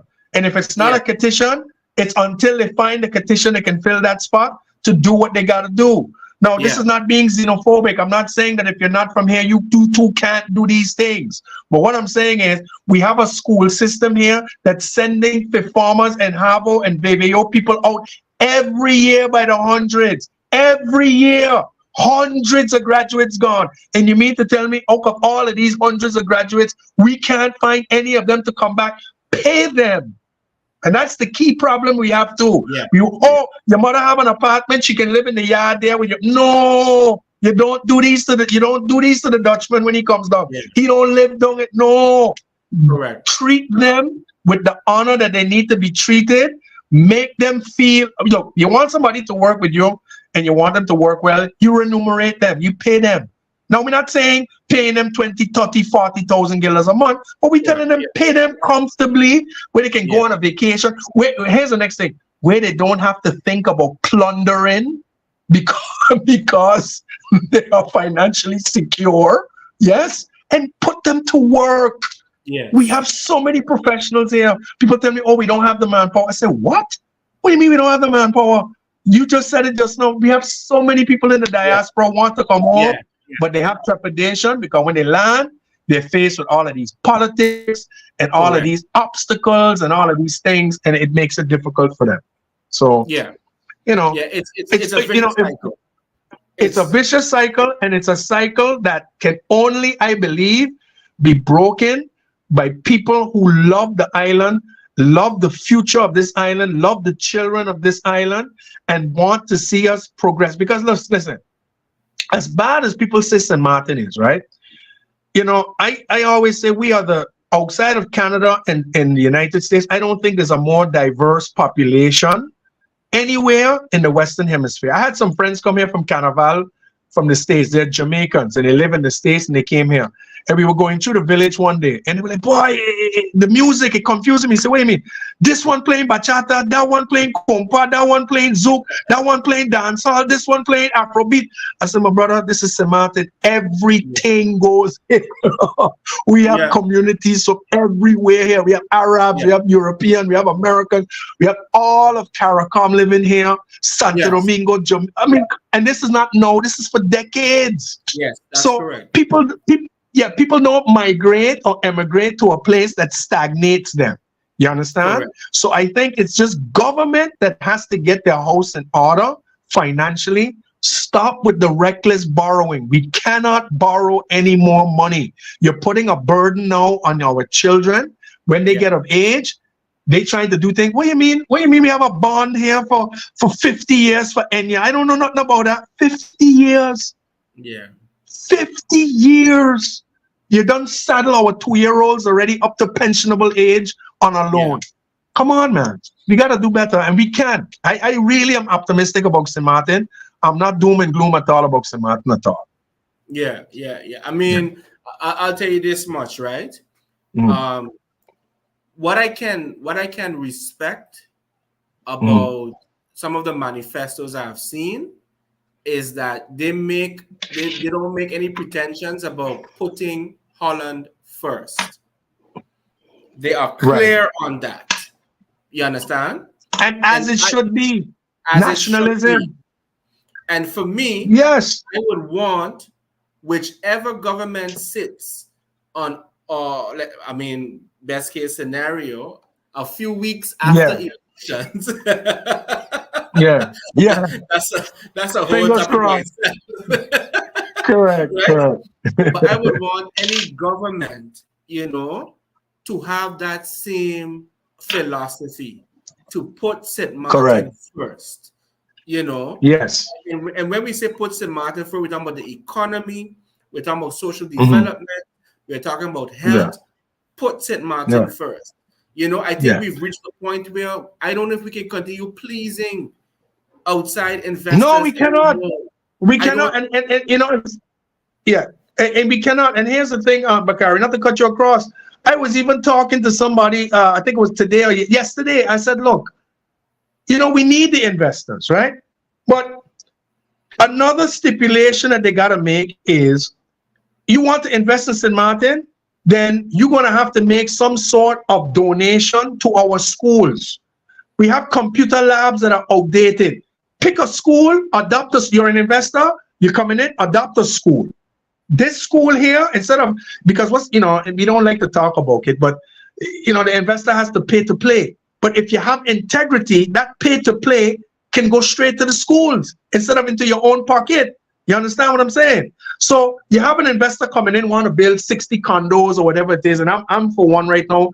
There needs to be a moratorium on these condos because GB simply can't handle it. But that's another topic for another time. But if they're coming in, adopt a school. This school needs this, that, and the next thing. Once you get this school up to a certain standard, we'll issue you the permit for you to go ahead and do your thing. Hotels want to come, okay, these are $1 billion, what do you call it? Franchises, the West End and the Renaissance and all the. You want to come here, adopt 2 schools, fix them up. You understand? Put the computers in there, put the whiteboards in there, fix up the internet in there. We can't do it ourselves. Let the investors carry the burden. Another thing I was thinking about too is some sort of education added value tax, right? $1 a head for everybody coming in from the airport, everybody coming through the harbor. No tourist is going to have an issue paying an education tax that goes directly to the schools. So instead of borrowing, you use your tourism people that are coming in, and that's not going to deter them from coming for $1. $1 for every passenger. I think the harbor every year gets 1.5 or 2 million passengers or something crazy like that. I can't remember. You get millions just through $1 a head. You know what I can do for the schools here? Yeah. You can give up bonuses for the teachers twice a year, a little 500 gilda for Christmas, a little something in June. You keep them happy, you keep them coming up, you boost their morale, the classrooms can get fixed, and it costs you nothing. And this is going back again to what I was telling you, income generation. If we don't have a plan to raise our own money, we cannot solve our problems.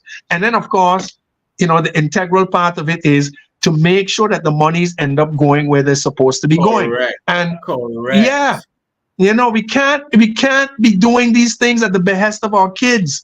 Our kids are innocent bystanders and all. Imagine you're an exam student right now. You're trying to study current going, current coming, current going, current coming. Your place hot. You have an exam. You're in an exam in a gym. The current gone. I mean, come on. Yeah, I don't know. These are just things I think about. I really have to commend the men and women at GB. Who are I mean, they just be out in the hot sun. They work all hours of the night. I mean, because they serve also suffering. All right. Yeah. No. When I talk GB, normally I'm talking to the higher ups because I was getting to that. I was getting to that. I know that. What I was getting at is that what I am seeing happening is a result of when people in decision-making power have been negligent. That's it. Negligent, right, in their duties and responsibilities, and consequently, it is the working class people that suffer. They have to suffer. When the working class households were unable to pay, all right, there was all sorts of commercials, statements, basically shaming people for not being able to pay. When other governments around the world was waiving fees, waiving the cost of utilities and such, those here was telling us have payment plans. And then when you go for payment plan, right? The gracious host at the company will want to dictate the terms of your payment plan, not taking your ability to pay in consideration at times. You see what I'm saying? And it's very disappointing because every year we send away our CEOs, CFOs, MPs, governments, and they have all kinds of of great conferences on Yeah. energy, on development, and I'm saying, Yeah. when I go outside right now, how can I Mhm. know that this project is a direct result of a conference that you went to? Okay, Absolutely not. how can I do Absolutely that? not. Yeah. Yeah. You know, so I'm And wondering, I would go then why am a I? step further. Yes, go I ahead. would go a step further because a lot of these conferences and everything that people are attending, and I'm not saying all are not important, but the monies that you need to take a contingent of 5 people, 6 people to this conference, you can just, send one person, or maybe I was even thinking today, why not contact these conferences and tell them, listen, we want you to host it in St. Martin. Yeah, Turn it around on them. When you go yeah, there, right? Next year, we want you to host it in St. Martin and bring your whole bring 500-600 people and have it in St. Martin again yeah. to boost the economy. Correct. So you're right. A lot of times these people go on these conferences, and But nothing they really. have to They might pay have for it. gained something, but there's no transfer of skills, no transfer of knowledge to benefit the people of the island. Yeah, I would And, agree with you there. and I find it's really disheartening. Yes, It's sir. really, really disheartening, because then it becomes, Yes, then sir. it's like, then why are we using so much tax money? Why are we allocating so much tax money to go? And then the hurtful part is, you would hear that the delegates don't even go to all of the sessions. No, You would hear absolutely not. you would hear a Shopping, couple. You understand? sightseeing, shopping, sightseeing, you know, taking care of personal business, and that's why I always say, right? Like when I was going to school abroad, not school abroad, when I was doing professional development my last 5 years in the States before coming here, I was actually at a school that, hold on, I'm getting an inside call here. I got to tell them to call back. Hold on one second there, Okay, Gary. cool, cool, cool. Yes. Let me just see how I'm going to get through it.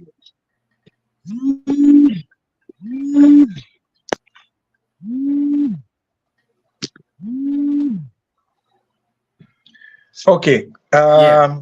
Yeah, I just thinking of it.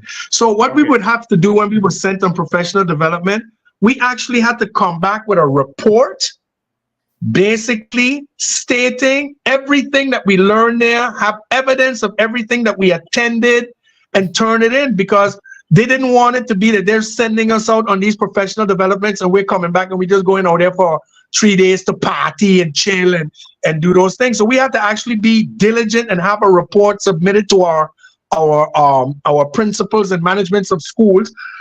And then we would have to sometimes present to our departments exactly what we learned could be implemented in the institution. So Thank it wasn't you. a thing like you just went, you came back, and no, they wanted to see like receipts. And maybe Yeah. that's another thing we can have to, when you're sending these people out.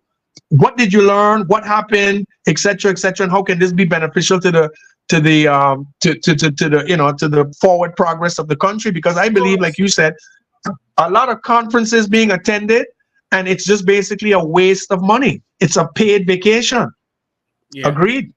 Yeah. Agreed. And the thing is, I don't want to believe it, but Yeah. give me a reason to think otherwise. You understand what I'm saying? Correct. Just give me a Correct. reason. You see, we Correct. always talk about agriculture. I mean, look, I don't want to say Oh we stray boy. it, but we're gonna bring it home. Mhm. We're gonna bring it home, Yeah. right? We always talk about the importance of agriculture, right? To me, it feels as though Right. we always starting over on this particular issue. We already know the impact of climate change. We already Yeah. know the rising cost of critical agricultural inputs, and it's putting Yes, pressure sir. on the price of food. We know that. How much more Yes. studies we have to do? How much more None. conferences we have to visit? I mean, how None. much experts we have to hire to tell us the None. exact same thing that we already know? Yeah. If you want But to know, Gary, I mean, come yeah. on, come But on. Gary, I'm gonna tell you, Yes, Tapu. I'm gonna tell you, I'm gonna tell you something that shocked me last year. I was somewhere on social media and I came across this. The Netherlands is one of the biggest exporter of food in the world. Yeah. I said, no way. Why? I thinking that place cold, that they don't have the landmass. I went and researched strawberries, berries, apple, this, that, next thing, fruits. You know, and they're known for the flowers and things. No, they gone from that.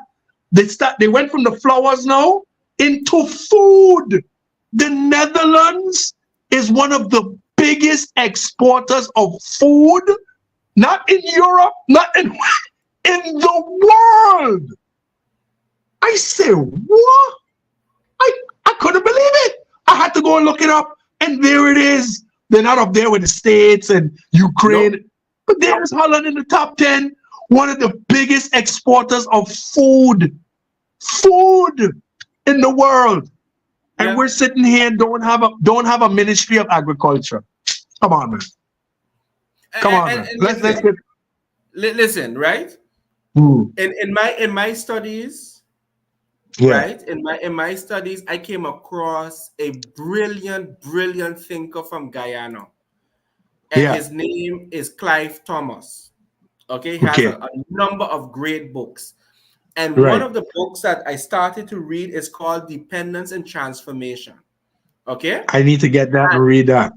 Yeah. And he has some great books. He has one on power and the powerless, dependence and transformation, and a few others, you know? Right.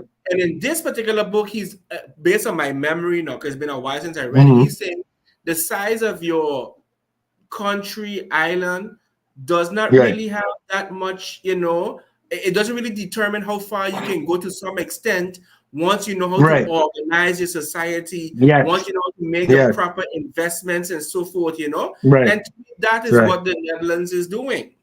You know, love them or hate them, they have a plan. No. Love them or hate them. When it comes to energy security, when it comes to food security, they have their plan. You see, and they are working towards that. Okay. Yeah. Whereas now, here on the island, again, we talk a good game. We talk a very good game. You know, you ask the questions, they always have a ready answer for you. But when you look, when you walk outside, you walk in a neighborhood, right? Yeah. 4 years later, 5 years later, you don't see anything transferable. Nothing transferable. Nothing transferable. And this is what I'm saying. I'm saying, and I said this to you off air before the show.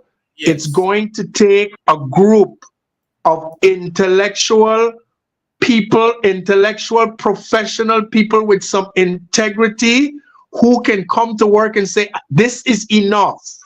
I have enough. Because when you get those jobs, right, you have more, bro, you have more than enough. You know, you are in the apparatus, you get a card, you have a driver, you can fly when you want. You have enough. You're one of the highest paid politicians. Listen, when I tell my friends them, like how much these guys, them, you're making a lot of bread. You have enough. Listen, you sit a 4-year term with your pension and your grandchildren good. Your grandchildren are good. They're good. So now, if you love your people, right? These are the types of things you're going to do. And we're talking about maybe masking, where we can grow lettuce here on a full scale, avocados, tomatoes, cherries, all can grow here. All can grow here. Put them in the markets and sell them. Honey, bees. And you have people that have the skills, and all they're looking for is a little stipend to do their thing. Get out of the way, and it goes back again. Let the professionals do their thing. Pay your people, let them do their thing, and then you monitor. Obviously, they got to come in with financials. They got to come in and livestock. Yeah, we're supposed to have goats, sheep, cow, all of those things on a mass scale here, so we can have our own meat. You're going to Pa Latino, right? I tell people out there, Pa Latino. How come we got avocados coming in from Guatemala? We don't have bananas and pineapples and strawberries. And listen, you go to Nicaragua with $100. You know how much avocados you can get? Yeah. Yeah. For days. Yeah. It's falling all over the place. Yeah. Why are we fresh fish, fresh meat? I mean, if you're gonna go over, we're going over there now. At least I don't know how long. I haven't heard a single parliamentarian come back and said, yes, we struck a deal with Honduras, and they're gonna be selling us fresh livestock and seafood. And Nicaragua promised to send us potatoes, and those things cost nothing over there. Yeah. Those are the kind of things you need to do to build your country until you can get your own. Now, once we start getting our own stuff here, then you tell Nicaragua and Honduras, look, we don't need it. We have our own stuff growing, but we have nothing going on. Yeah. We have nothing. Guyana, the bread basket of CARICOM, full of oil. Who's going over there negotiating on our behalf to get cheaper fuel, right? As well as their products that they have here. We see Guyanese products in the shop, you know, the brown sugars and this and that. But the raw materials we need need to start using our partners. And again, like I said, but Barry, I'm not telling you nothing you don't know. You know these things already, right? And we're kind of like just talking like we're talking amongst ourselves, because I know we know each other. And it's unfathomable that none of these things, like as you said, don't translate into the practical. And it's very easy things, very easy. We have a new hospital coming on board, right? We don't have a single student going to medical school in Cuba, not a single one. Now, you know about Cuban history. There's not a modern country in the world, first world, second world, third world, I don't have a graduate coming out of Cuba medical school. Finland, Denmark, Norway, Holland, Taiwan, China, they all have students studying medicine in Cuba. We don't have one. Cuba's a 2-hour flight away. And we have a brand new hospital coming on board. These are the kind of things that we need to start doing. They're not very difficult to. They're not very. Yeah, no, I hear you. It comes down to the political will. But let me add this. Let me add this to you. Yes. Let me add this to you. Right. Let me stir the pot a different direction. Yes. At one point, I don't even try to give too much attention to the political developments as much as before. At one point, I think St. Martin people will get so tired. I think your camera freeze, no? You there? Okay, I think his camera freeze. But let me just finish my thought, and I hope that he will have his connection restored. But I truly think at one point, when it comes to the development of this nation, I think the residents of this island will be more aggressive and take their future into their own hands. So whether it is establishing or maintaining what we call it, livestock animal husbandry, whether it is having a personal garden or fisheries, whether it is producing their own clean energy, I foresee a time when the residents will play an instrumental role in that. And I truly believe that once they have continued along that path, we might very well see a change in government's policy when it comes to several areas. Ultimately, I think that government. Sir. Okay, I think my brother is back on. You there? Yes, I'm here. Yes, I'm here. Okay. I'm here. Yes. You was hearing my presentation, or I have to? Yes, I did. But you can go back to where you said the people will become, and then that's where you cut off. Okay. Yes.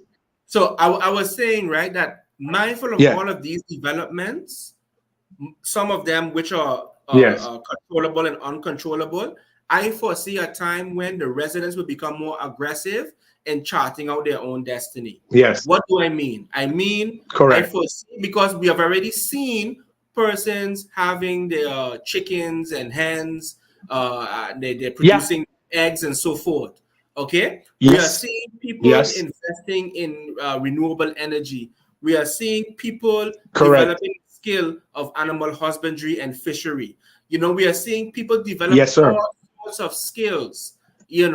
that will enable them to have to enjoy a particular quality of life, and as well as the liberation that comes from being able to produce for yourself, by yourself, and trade amongst each other. Okay, I foresee Correct.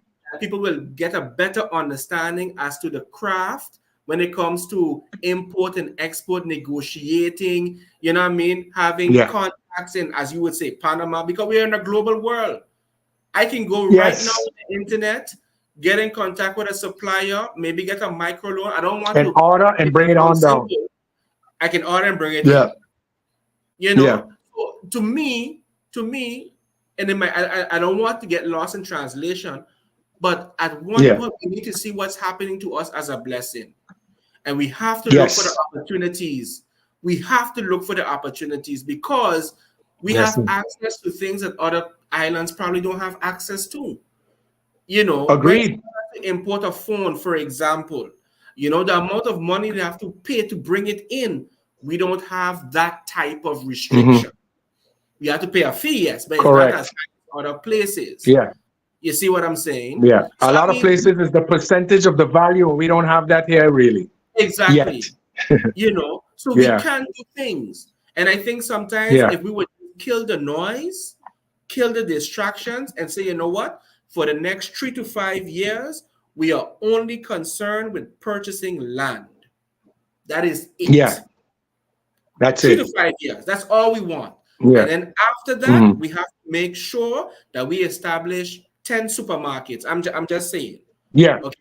We're going to establish, we have to look for ways to play an active role in our economy. We have to. Yes. Because the way how this thing is set up, it's economics. Okay? Yes. It is economics. You see? And then we have to make it a point. And again, here's where the Garveyism comes out. We have to make it a point that we support places that support us. Yes. Yes, sir. Into businesses that do not support us. Do not support you. But unfortunately, a lot of times we don't have a choice because we don't have. Your mic is gone, eh? I'm not hearing you.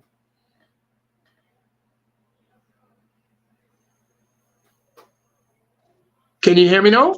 Yes, I'm hearing you now. Yes, yes, I'm hearing you now. So, and to piggyback, like you said, those places are in, a lot of those places are in the majority, but where you do find them, support them. Because if you don't support them, then what ends up happening is the situation that we have now. And, like I said, you set a good platform. Economics, which, ties in with income generation. Yes. Very, very important. Yes. Very important. Yeah. Very, very important. Yeah. So to continue on that, on that, because even the point you raised about investors should adopt a school. Listen, in my very limited reading of economics, economic policy is intentional, The way how your society is organized is intentional. This is not a matter of providence. Okay? Providence has no role in this. We determine that we want a hospitality economy. We determine that based on supply demand. But guess what? You have power to say, well, you know what? We're going to write into policy. You want a tax benefit, that you need to meet these conditions to enjoy a tax benefit. We are not discussing anything new. There's nothing to discuss. Wait. As a matter of fact, some companies, when they, let's say, have a positive corporate social responsibility, they are highlighted. Yeah. Okay. Of course. They are highly recommended. They are recognized because of their valuable contribution to society. So we can influence the type of investors that we want here. We can do it. And don't tell me. Don't do it. Don't tell me that there's no one in grade B that isn't aware of this. Don't tell me that. Don't tell me there's no one in the system that doesn't know this. Yeah. And again, you see, here's the thing. They're going to know these things. But then remember, that goes back to one of my 3 pillars. The love for your people. Do you love your people, or do you love your personal fiefdom and your little crew and your little extended circle? more than you love your people. You gotta love your people. If you're a leader and you can't, listen, you know, I think it's because I work with young people. You understand? And you see the look in their eyes. I think that's my Right. you know, I don't know what you call it, an Achilles heel, but it's something of mine that's very near and dear to my heart. Yeah. You gotta start thinking about the young people. Who is going to replace you, and what legacy are you leaving for them to come into your seat? They don't think about these things. It's just the immediate, you know, where can I cut a deal? And that is the problem that we have. You know, look across from the government building, right up the dump situation. This is 15, 20 years not addressed. And why is it not addressed? Because those that want to address it can't get a long-term benefit out of it, rather than the country getting a long-term benefit out of it. If I can't benefit, then they're going to just stay there. And this has to stop. Can you imagine you're in a tourist, you coming out of your government building as a prime minister, you look to the left, and what are you seeing? Piles of garbage. Not even, we're talking like like 300-400 meters from your office. It's from your university, from your festival village, from your baseball field, for a decade. And you're telling me we can't solve this? We can solve it. But what are your overall interests for your people? And I don't know. I think sometimes, you know, it's a little bit of a compromise between professionalism and having a little love for your country and love for your people. But you can't tell me that this is what you want for the future of your country. And again, going back to your economics, if you're not fostering some kind of ground for where your people can also partake in the fruits of what you see, because we live on a beautiful island, you drive around, you see the yachts and the planes, but what benefit are our people getting from it?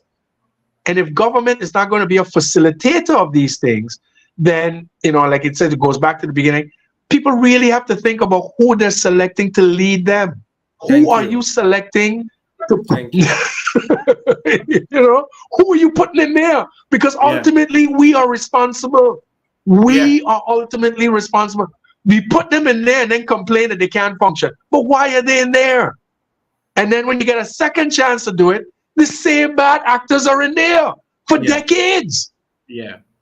So a lot of work to do. But you know what the last election taught me? The last election taught me that persons vying for office, at least some, they are banking on a few. They are banking on a few things. They are banking on the forgetfulness of the electorate. Yeah. They are banking on the forgiveness from the electorate, and they are banking on the foolish amongst the electorate. Yeah. Correct. Yeah. Yeah. The foolish is a good word. I normally call them the sheep, but the foolish. Yeah, the foolish. Yeah, you call it what it is. The foolish. I'm saying. Yeah. You know, the unenlightened foolish. Yeah. Yeah. Because based on what you 300 said. gallons. Right? Yeah. Based on what you said. Based on 300 gallons, and I go vote for you. 300 gallons. Yeah. Based on what you said with the yachts, there was a report or an article that came out that highlighted the amount that is charged to use a yacht, to rent a yacht in our lagoon for a day, for a week. Yeah. Okay? Yeah. And this thing was, I believe it was over 10,000. Over. It's a lot of money. Amount, you know? And whenever there are discussions about raising the fee for these yachts to enter and stay in our waters, right? The bright and the wise would tell us we can't do that because we're going to discourage them from coming, and they will go someplace else. Oh boy. And I say that to say right? And because I'm just trying to add value, to what you said Yeah, earlier. If you love your people, yeah, there are certain decisions you're going to make. And I am yes, thinking, if this is an area, if this is a sector that our people can gain more from, besides yeah, scholarships, besides yeah, employment opportunities, maybe they yeah. can afford to part ways with a bit more of their disposable income. Okay? Because remember now, at the end of the day, it's our lagoon. It's our lagoon. You're on silent, eh? You're on silent. You're on silent. Your thing is off.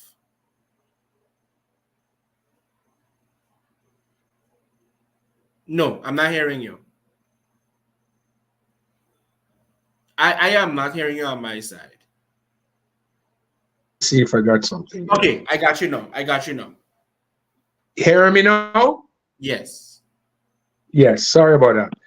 And to say, if you package these levies, these taxes, and let them know where it's going, a lot of times people are very, when you say tax, yes, oh no, no, no, no, no, no more taxes. But if you tell them it's going to our seniors' home, it's going to our agriculture, it's going to our schools, it's going to maybe, I don't know, our hospital, it's something like that, but when you just come and tell them, yeah, listen, it's a levy going up, of course there's going to be resistance. But if Yeah. you tell, there's nobody visiting an island that can afford to pay a little extra 5, 10, 15, $20 to come in and out the lagoon, and they understand where it's going to. A lot of them are suspicious. You're suspicious of taxes, you're suspicious of politicians, but if you package it nicely in legislation, when you guys coming in and coming through, this extra levy is to help our hospital to get off the ground. We're trying Yeah. to build a new wing. We're trying to send students away to Cuba to study something, study Yeah. financing. Yeah. Turn it into something good. But the problem is the politicians don't think along these lines. It's always government coffers. Okay, fine. But let's put it in policy to where we can help training up our civil servants,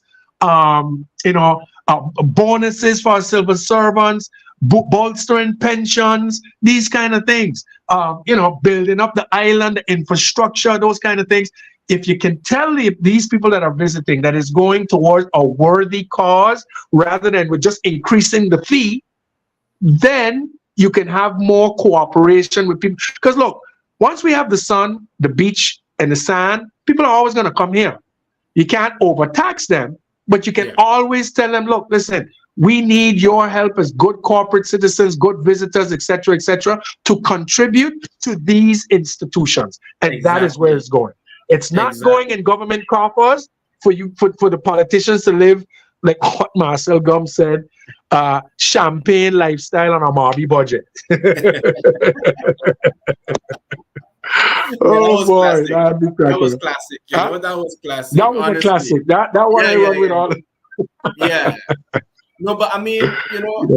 Yeah. it just makes you wonder. You see, and Yeah. let me tie it back in now. Let me tie it back in now. Yes, sir. When I was saying that when I look at these developments and I look for the positives in it, right? Even with Mhm. the government in The Hague, I Yeah. see it as a positive. Yeah. Okay, because now you have to be decisive. Because Yes. the group in front of you, they already make up their mind. They're They gonna tell already you what it know their is. plans. Yeah, they know their Yeah. plans. It's for you Yeah. now to make up your mind and be like, what position are you going to take? Will it be, are you Correct. going to accommodate? Will you give more ground, or will you stand your Hmm. ground and negotiate better for Right. your people? You see? So I Right. look at it from those lenses. You understand? I look at it from the point where it should motivate the populace to take Yeah. a closer look at what's happening Yeah. in The Hague and in Yeah. Europe. Correct. Because whoever, like one of my favorite politicians in Jamaica is Damian Mm. Crawford. Damian Crawford, right? Hmm. And he had a speech. He was with PNP, but then he Right. went independent. And he had a Hmm. speech, and he said, "You better know who's holding the pen. Correct. The person who's holding that pen can sign Yes. you into wealth or they can sign you into poverty. So you better know Correct. who's holding that pen. Right. You see? So I am saying, mindful of all that is happening, because, this was a question, but I'm going to get to it. All that's happening, you better understand who is in this government, Yes. what their background is, what their Yeah. ideology is, because Yeah. when they release their policies and Yeah. their instructions, it should not Yes. come as a surprise. We It's a should be ready. surprise. Should be ready, but you know, and I know this, and you're saying that because you know we always operate from a reactive rather than a proactive stance, and that is exactly why you're saying these things, because you know traditionally we're always reacting. Oh, what is this? But you should have Yeah, seen this coming correct. from the time the government was formed.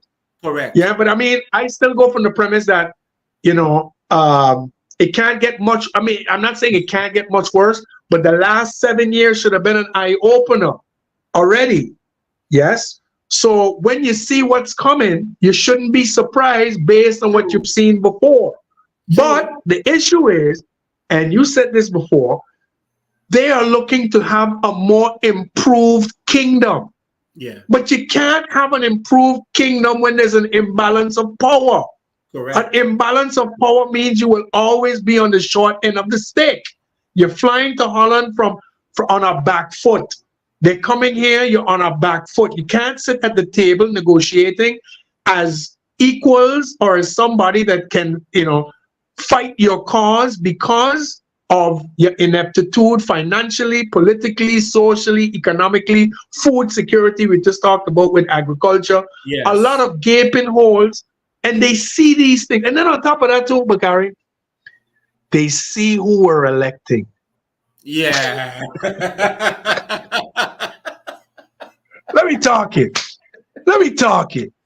You talking about an Eerste Kamer and a Tweede Kamer Yeah. full of constitutional professors, Fully loaded. guys, Fully loaded. fully loaded.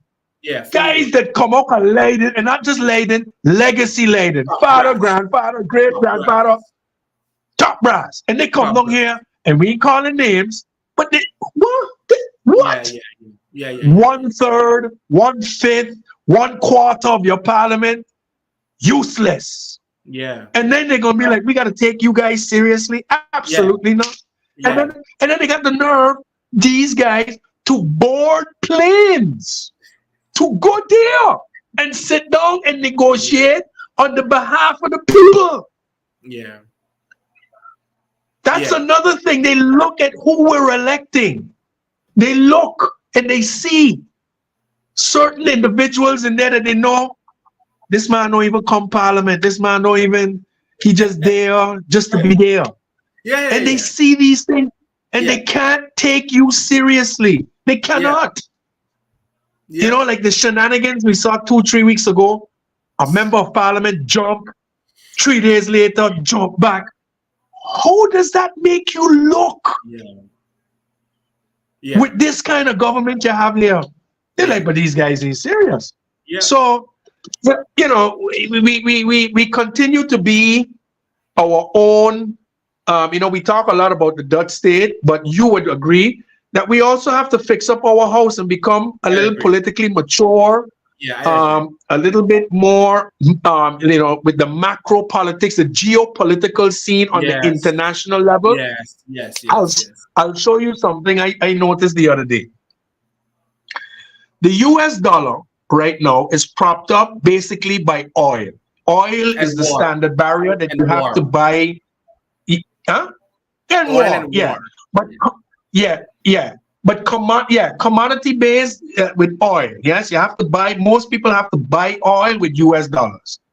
Saudi Arabia on Sunday last week decided to let that agreement go. Nobody noticed it. We posted on. I said, let me tell you something. This is huge because it means now you're going to be having to buy Saudi Arabian oil in their currency, which means the US dollar is going to decline.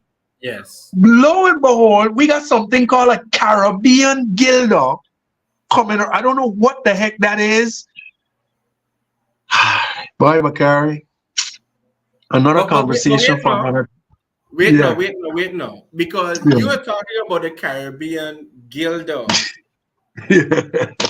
right? I want Yeah. to introduce another aspect to what you just Yeah. said. Yeah. Because we know based on economics, right? Yes. Monetary policy, Yeah. your deficit Yes. impacts the value of your currency. Of your currency. So at what Yes. point with our growing deficit will the Right. smart Can we and the continue bright to and keep the it pegged at wise, 1.8 okay? with a declining dollar on the Thank way? you. Thank you. Unless the US is able to get some, and Saudi Arabia is not going to play ball because they have 4 other allies. Remember the BRICS countries: Brazil, Russia, India, and China, South Africa. Well, I think Saudi Arabia is trying to get into BRICS. I think they're a BRICS Correct. member, to be honest, right? So the whole BRICS movement is looking for economic, independence from the West. Yes. And they should, because if you look at those 5 countries or the BRICS members, they're the majority of the planet. They have all the China, resources. India, they got all the resources. All the resources. So the days of this dollar thing, and when I saw this thing last week, I said, boy, Saudi Arabia, that means you have to buy oil. And it was actually Russia that pulled this stunt in the Ukraine war. They tried to squeeze Russia. Yes, correct. And the Western Europe was so foolish. The pipeline runs from Russia to you, and you trying to put sanctions on me? Putin said, okay, cool. We ain't buying no more oil in euros. We want it in what? And listen when he do it. In the middle of the winter. Yes. In the middle of the winter. Yeah. It was classic. A stroke of genius. Yeah. Listen, let me tell you what was even sweeter. Let me tell you what was even sweeter. Yeah. At one point, they said sanctions on Russia. Okay? Yes. And then they said, well, you know what? We're not going to do it now because winter's coming up. And then, being true to the nature of politics, which is self-interest, you saw some countries trying to divert it so that now it's not Russian oil because we got it from X, Y, and Z. Yeah. Nah, the pipeline goes straight back. They lock it up. So they broke their own sanctions that they want to do because of self-interest. You see? Correct. So because you cannot have your citizens at the end. Yeah. At the end of the day, you can't have your citizens dependent on Russian oil, and then you want to put sanctions on Russia, whose oil they depend on. It was a very foolish move by Western Europe at the time, and Putin jumped on it. Yeah, and Putin jumped on it and told them, listen, your euros are no good here, and the currency went up. They were trying to devalue his currency, and it had the opposite effect. It was a stroke of genius. And I think that move is what's prompted now Saudi Arabia, because Saudi Arabia now has a young king. I think he's younger guy. I don't even think he's in his 40s, in his mid 30s or whatever. Yeah, very young, hip guy. He's doing concerts in Saudi Arabia. He's opening it up a little bit. Got Ronaldo playing over there, and all these top football players. Bought up a bunch of teams in the UK leagues, and flying around. And he's not scared of the US. He's realized what his foreparents realized. We have the oil, you don't. And so it could be a major impact with this US dollar and this petrodollar with the Saudi Arabian. So you got to keep an eye on that. I'll tell you this much, because what I have noticed with American policy is that the moment that one of their partners take a different path, they place more emphasis on Africa, and they place more emphasis on South America and the Caribbean. You understand? Correct. Because when they walked away from Russia, right, we saw whirlwind tours by the American State Secretary up and down Africa. Yes. And trying to make deals with dictators and so forth and so on. But that's what they do. You see? So I always, funnily enough now, this whole movement of these young West African leaders are now turning to the Soviet Union and turning to China. Now, as Pan-Africanists, we know that, you have to watch them too with a grain of salt. But the difference is, historically, the Chinese and the Russians have never put their soldiers on African soil to destabilize nowhere. It may have been economic, but it hasn't been the destabilization through bloodshed. So it's the lesser of two evils, if you will. But a lot of them have been leaning that way. You would remember Nelson Mandela famously told the West that, look, just because you have problems with certain countries, that don't mean I have to have problems with them. When he had his partnerships with Fidel Castro and Arafat of the PLO, he said, listen, where we were down and out and you guys were supporting the apartheid regime, these guys were helping us out. Guys like Gaddafi and Fidel. And so now I'm out of jail. They're telling me I got to turn my back on them. Absolutely not. And that is what's happening now in West Africa with these young leaders, particularly in Mali and Niger. Let me add to that. Let me add to that because it's something I'm looking at, right? Because it bothers me sometimes when we do not pay attention to history as African leaders. Correct. Right? Yes. Now, we see what's happening in West Africa, but a lot of from what I understand, the agreements that they are making with Russia enables them to own mined fields. Right. See? So by them trading, they are getting weapons, but then Russians in turn, right, through their Wagner are getting the natural resources. I was not aware of that. And if that is what the deal is, then it's counterproductive. Yeah, I'm not in agreement with that at all. Yeah. So, you see, there are different ways to look at this particular development. You understand? Right.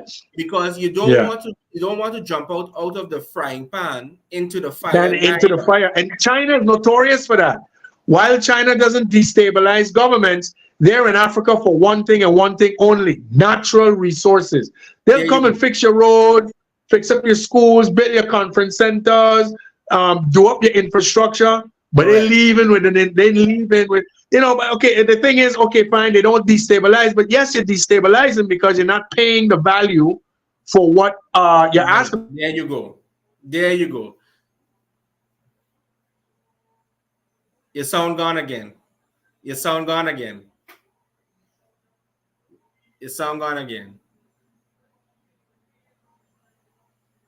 No, I'm not hearing you. No, not hearing you. Now I know what's going on there. Because my volume is, I ain't touched nothing on my side. No, I ain't hearing you.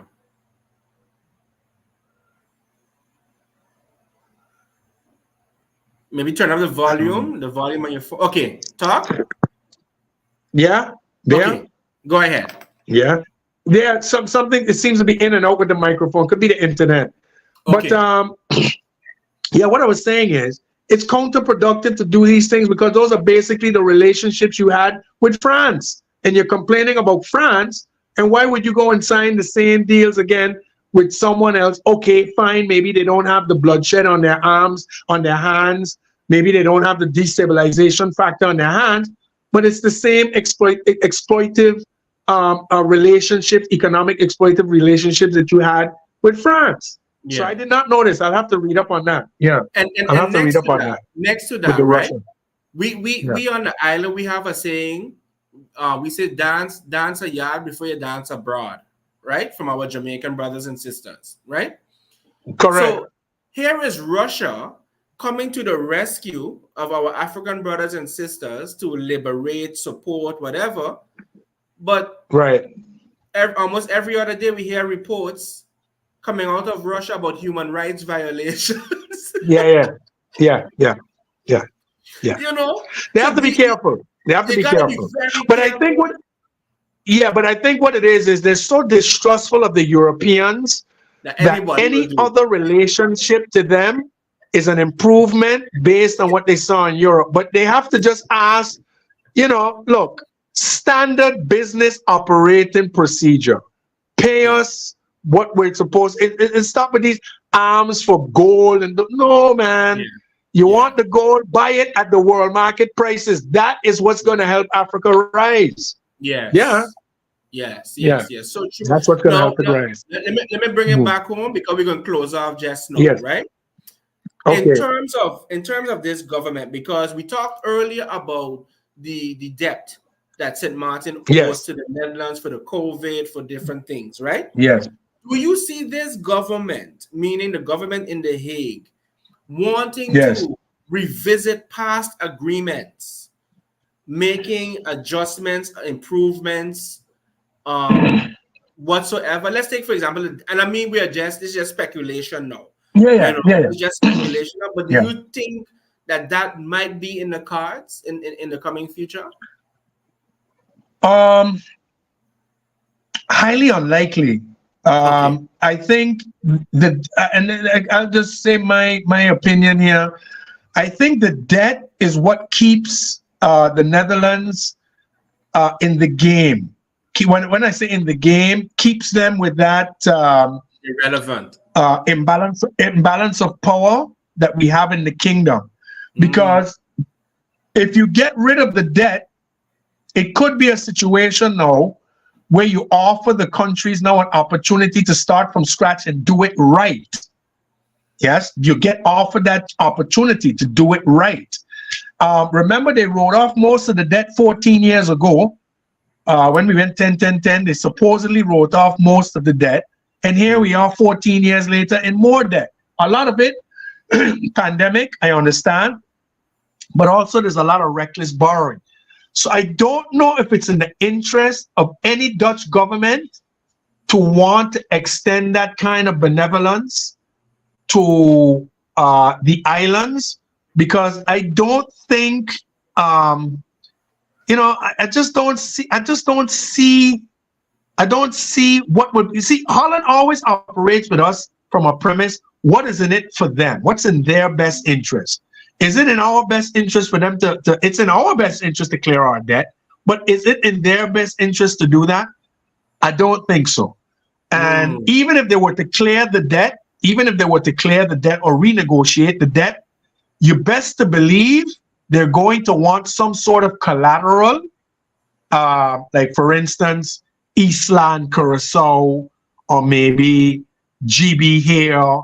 I don't know what Aruba would have to offer, but something, stake in an airport or something along those lines as collateral, and you don't want that either. You understand?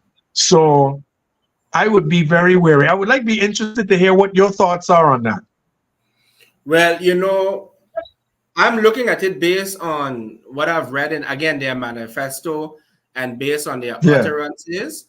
Because even when I was looking at the manifesto of, let's see, just give me a minute. From the, what you call it? VVD.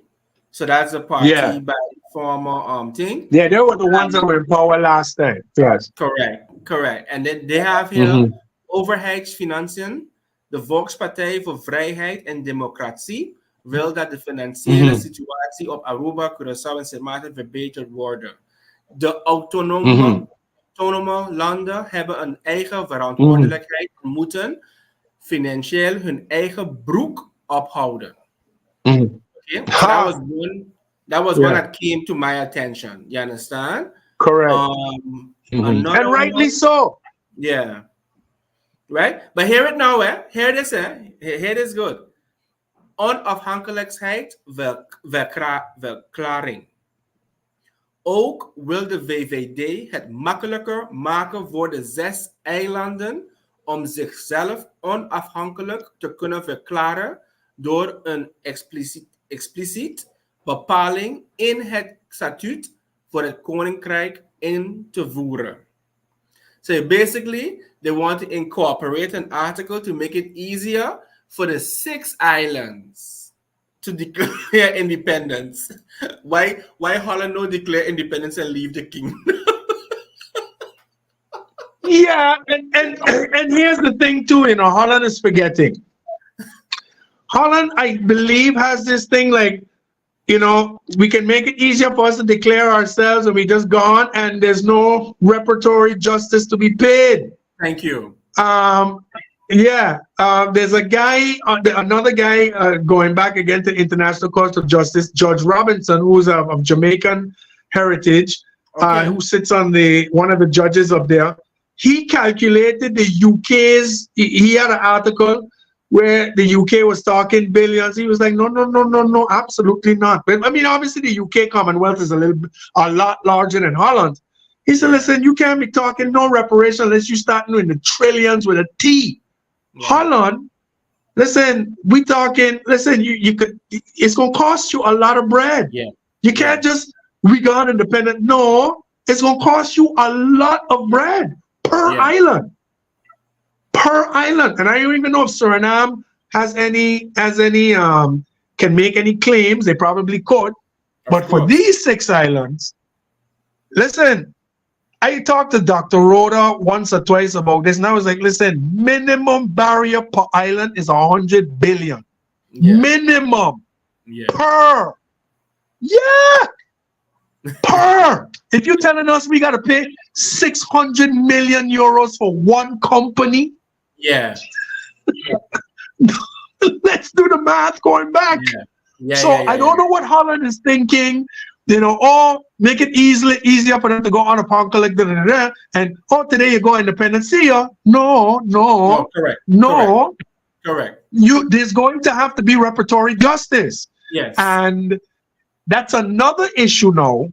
Where can you have these kind of political people that we were discussing about around that table with this kind of influx into our island that can transform us for generations, sitting there handling these negotiations when they're only thinking about themselves? Yeah. You see? Yeah. So, no, you're absolutely right. You're absolutely right. Absolutely right. You cannot have these kind of people sitting around that table because all they're doing is salivating for it to clear the bank and then pillage. And then you're going to wonder 10 years down the road, oh, wait a minute. Holland gave us, let's just say, for instance, they gave us whatever they gave us, and roads still bad, electricity still bad, no hurricane. Where the money gone? Well, it's the same old cycle. Correct. So you got to make sure that you have people that are professional, intellectual integrity sitting around this table to make sure that our institutions, and one institution that we need, and you would agree, we need listen, University of St. Martin. Why don't we have a UE campus here? Just annex the damn thing. Just annex it. Just stop with the fiddle faddling. We have a UE campus on St. Martin. That's it. Let's just put a UE campus on St. Martin. And then you get people from like St. Kitts, Antigua, and these other islands around it. You could come and study here.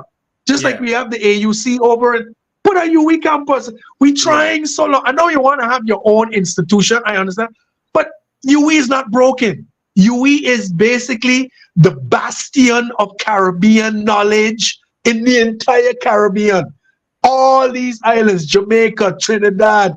If you're not going to the UE, unless you go abroad, but if you're in the Caribbean, UE is the standard for the English-speaking Caribbean. Correct. Yeah, you know this. I'm not saying anything that you don't know. Yeah, no, you're Let's just incorporate it, annex it, put a UE campus on St. Martin. Yeah. I know we have to work out the logistics and all of these things, but we get our professors here. Let's have our accredited masters, PhDs, and bachelors from UE here in St. Martin. Antiguans will come here to study. Kittians will come here to study. I think those islands have like annexes of the UE, but not full-fledged UE campus. Correct. So we'll have a full-fledged UE campus in St. Martin.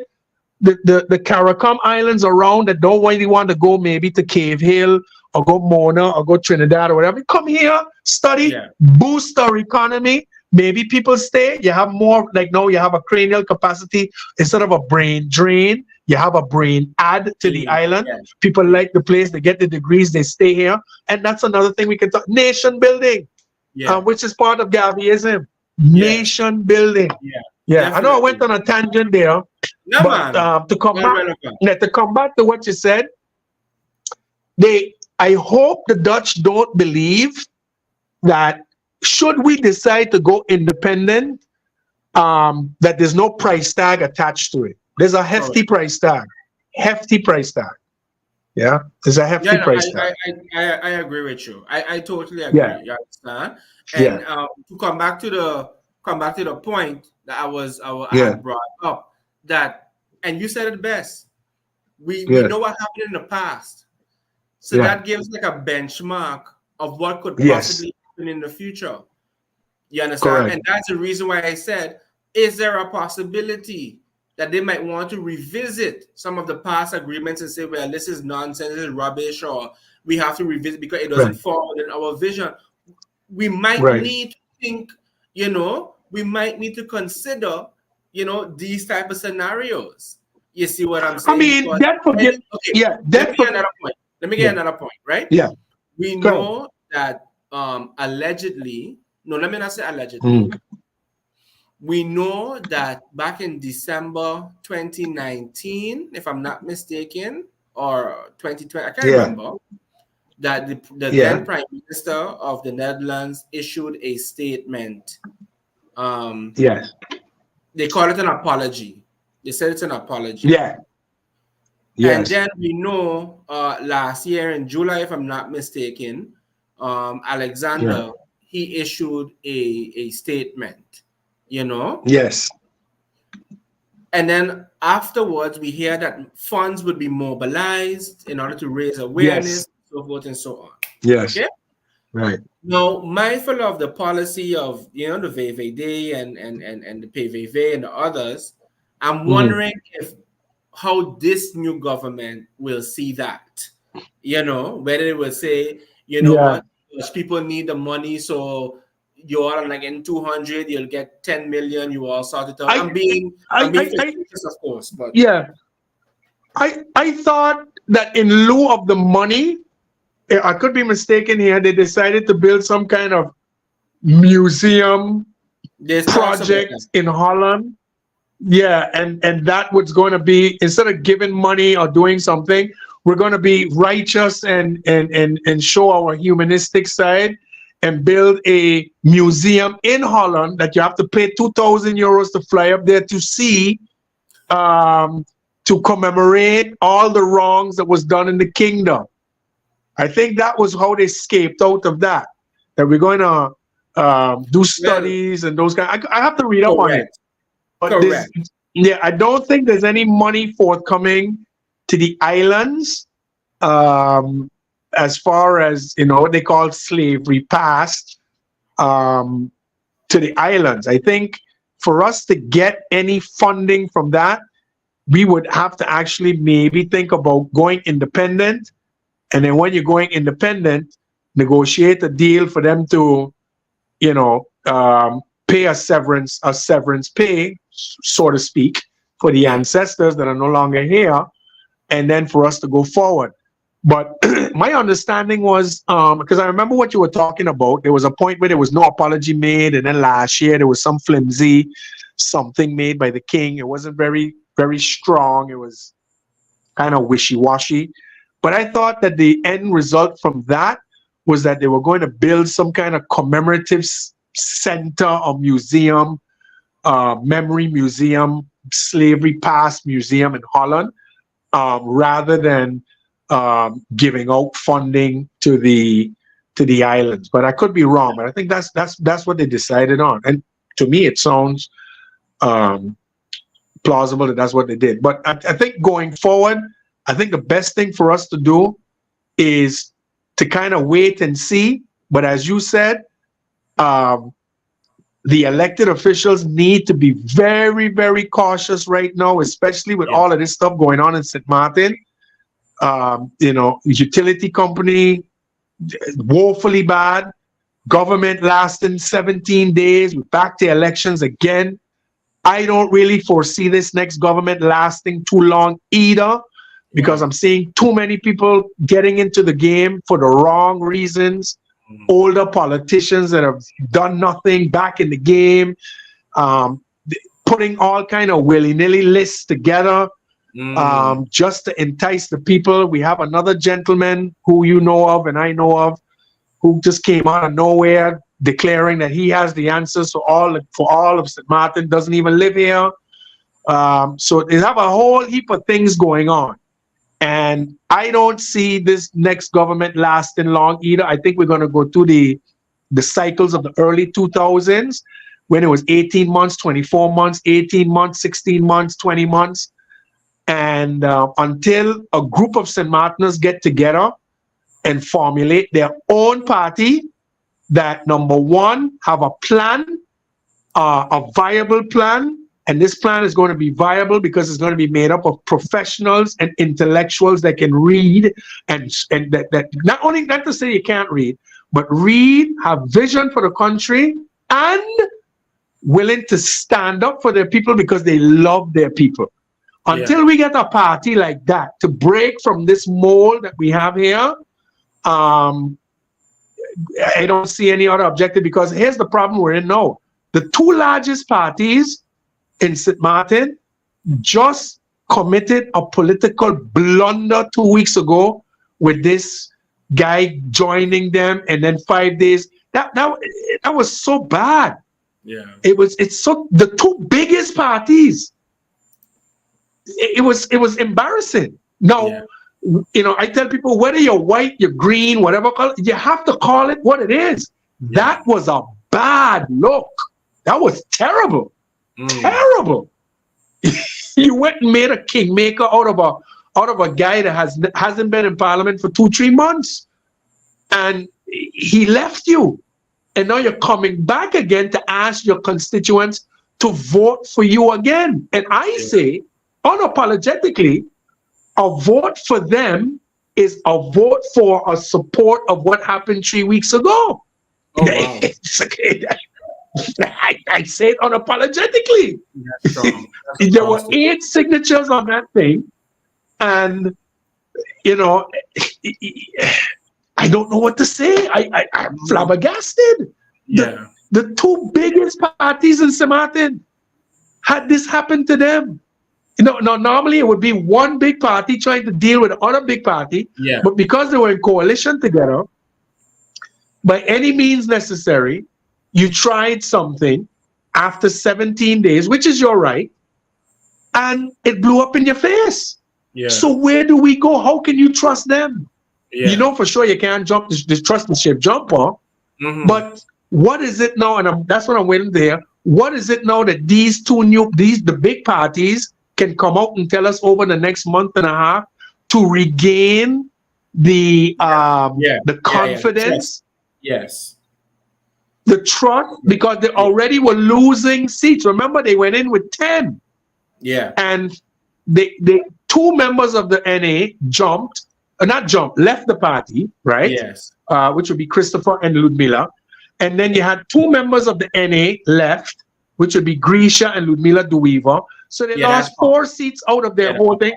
And then they came back and they could only get 7 from 10. So, and then you went and pulled this move. Yeah.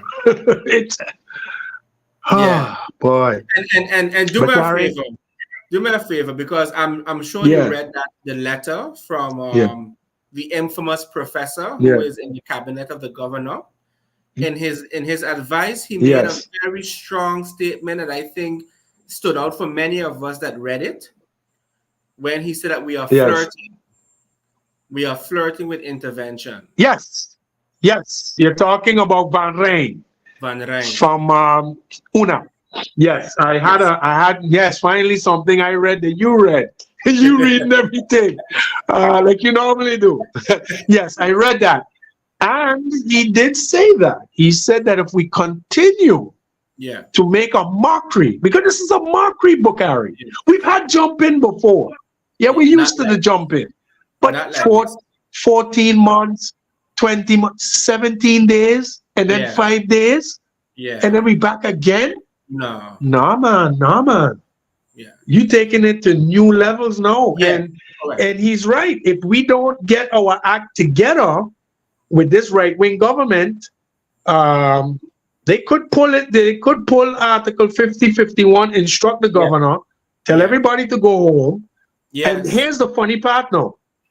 When that happens, here's now when they're going to want to start talking right of self-determination, Voila. and they want to be talking. Thank you. Thank you.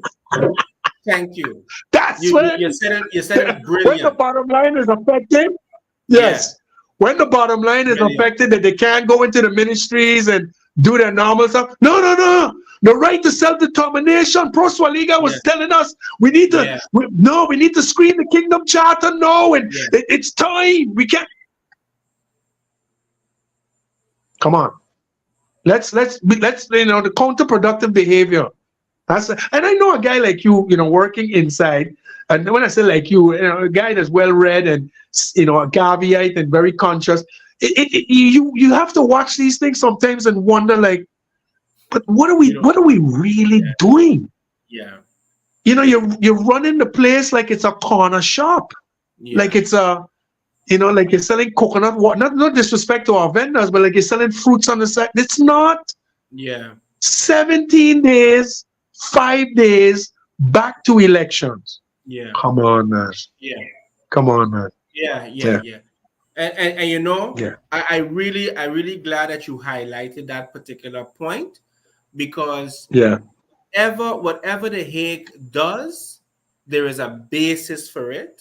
And there's documentation. Whether we agree with the documentation or not, that's another discussion. Yes, but they just always build up a case. My feeling is that statement that the good gentleman made was a warning shot. Yeah. To me, it was a warning shot. It was. You understand? It was. And remember, he's a go ahead. Say it. No, say it. You go ahead. Say it. I was going to say, and remember, this is coming from a constitutional law professor at UNA. It's not coming from some political guy. This is a guy that's looking at the landscape legally and saying, listen, listen, you guys get it together. Yeah, get it together. And here's another thing.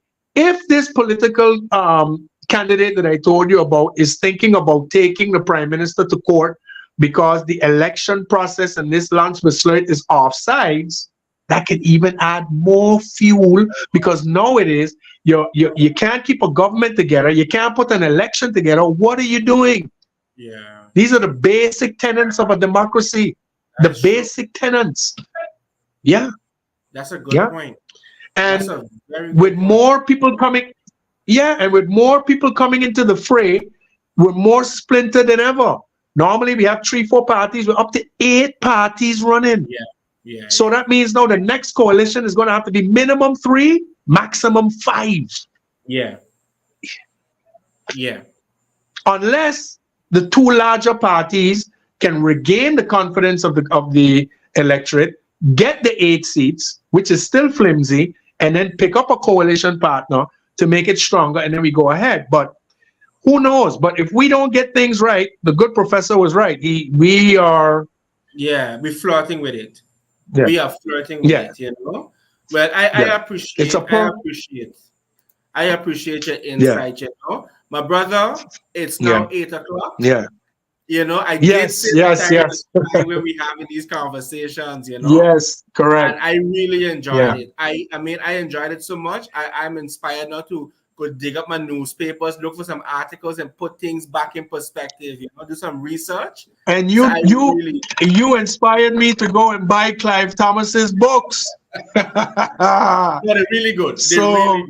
They're really good. I'm gonna go look it up tonight, see if I can find it and start reading some of his work. Definitely.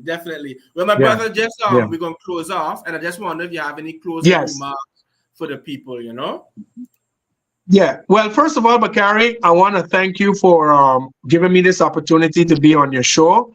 Obviously, we went all over the place, but that's normally how we converse anyway, because we are into so many things.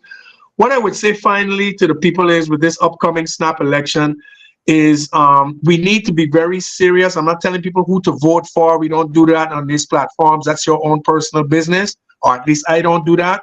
But we need to be very, very conscious of who we're voting for in this next election. And what I tell people is, the person that you're going to vote for, or whoever the party is, or whoever you're going to vote for, from A to Z, what are their intentions for your children? Yes. how are they going to make the lives of your children better? Because we've lived our lives where we're heading off, and not that we're old by any stretch of the imagination, but you know, what are they going to do for the 5, 6, 10-year-old, 12-year-old? Questions you should be asking, because we can't continue down this road of mediocrity, political mediocrity. And as we just discussed, if we continue this way, everybody's going to be stripped of their electoral right to have representation, because higher supervision could become a reality. So that's my only thing I would say. Be wise in this election. Don't be part of the problem. Be part of the solution. And hopefully we can come out good on August the 19th with a solid election that's going to last, its full term. And I want to thank you again, Bakari. All right. Thank you. Thank you so much. As I said, I really enjoyed this time. It was good to have these fresh perspectives, of course, the information. And I want to commend you and your organization for constantly bringing new information. I can only imagine what it is like to work with your uncle, because based on his presentation, he seems to be very meticulous. Let me tell you. He seems very, and the thing is, right? And I don't want to get into the next conversation, but there was a time you told me that your uncle learned French so that he could read the book from Frantz Fanon better. He didn't want anyone interpreting it for him. And go ahead. Yeah, I was just going to say this, but, I tell people this, and it sounds like nepotism when I say this because he's my uncle, but this man, I'm a teacher by trade. I'm an educator. So by rights, I shouldn't be able to be talking about international law and all of these things. This man just sits down and teaches me, and I just take on. And when I'm on the radio or talking on shows like this, I always have to remind people I have no legal background. I've never been to law school. It's kind of like, you read and think, but to hear this guy because we talk every day. I'm under like a disciple. I'm like his disciple every day, and it's no low level nonsense. Something to edify. And he's always edifying me for free. And if I had to pay him for all the legal knowledge he's taught me, I would have a degree someplace from some school. And he's a gem of the community. He loves our island. He's also a Gabiite, but he's actually more of a student of Malcolm X, but it's in the same school.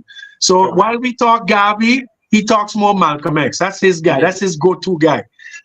As a matter of fact, he named his daughter Shabazz after Malcolm X. So his daughter's name, my cousin's name is Shabazz. Yeah, Shabazz Bryson, who just got a better thing. But not to go too long, what I was going to suggest to you is maybe in the future, you might want to invite him on, and he can give you more of it's going to be more legalese, but it'll be more technical, because what I try to do is keep it on a level to where everybody can understand it, so they don't get lost in translation. But sometimes it's good to have him on to get it more succinct, and he won't deviate all over the place. He gonna stick to the topic, and he can drop it on you. And I will tell him when you're ready that he'll be a good person to invite on the show, and you can converse with him, and he'll appreciate you too, because he reads. Look, it's 3 guys in St. Martin. Yeah, I know that are like readers. I mean, there's more, but I know personally. You is one. My uncle's another, and I don't know if you know Khalil Revan. I don't know if you've heard of him. Yo, the guy was supposed to come on your show last night. Let me tell you, that guy, he's a reader too. He's a reader. You and him will have a good conversation. I heard the interview got canceled, right? Yes. But let me tell you, prepare yourself. Next week Sunday. Yeah. And I'm going to watch this. I want to see you guys having discourse. He's a reader. When he invited me on his shows on my 88.3, I used to go on my laptop because this guy pulls things. So you guys are going to have good discourse next week. He's a reader. You, him, and my uncle. 3 guys I know that love to read. But thanks again, Bakari. And what we got to do, man, we got to catch up sometime. I got to come down to the villa and sit down and rap. The other day I was wrong the corner, but I gotta come by you one of these days. True. Give thanks. No worries, man. You're always Yeah, welcome. give thanks, my Always brother. welcome. All right, good. Have a good Yeah. evening, and thanks a Yeah, lot. you too, sir. All Yeah, right, be good. good. Yes. Bye-bye. So, ladies and gentlemen, thank you so much for tuning in. We do hope that you had enjoyed this conversation. And of course, you can feel free to send us a message. You can send me a message via Facebook, bakari.makaru, right? And of course, you can send us an email at Unity and Solidarity TV. So, from all of us here, do have an enjoyable Sunday, what's left of it. And next week, life willing, we'll be having none other than Mr. Khalil Ravan with us, and he'll be sharing his thoughts about this topic once again. So I leave you in the words of the most honorable, right, and excellent Marcus Mosiah Garvey: up, you mighty race, you can accomplish what you will. One God, one aim, one destiny.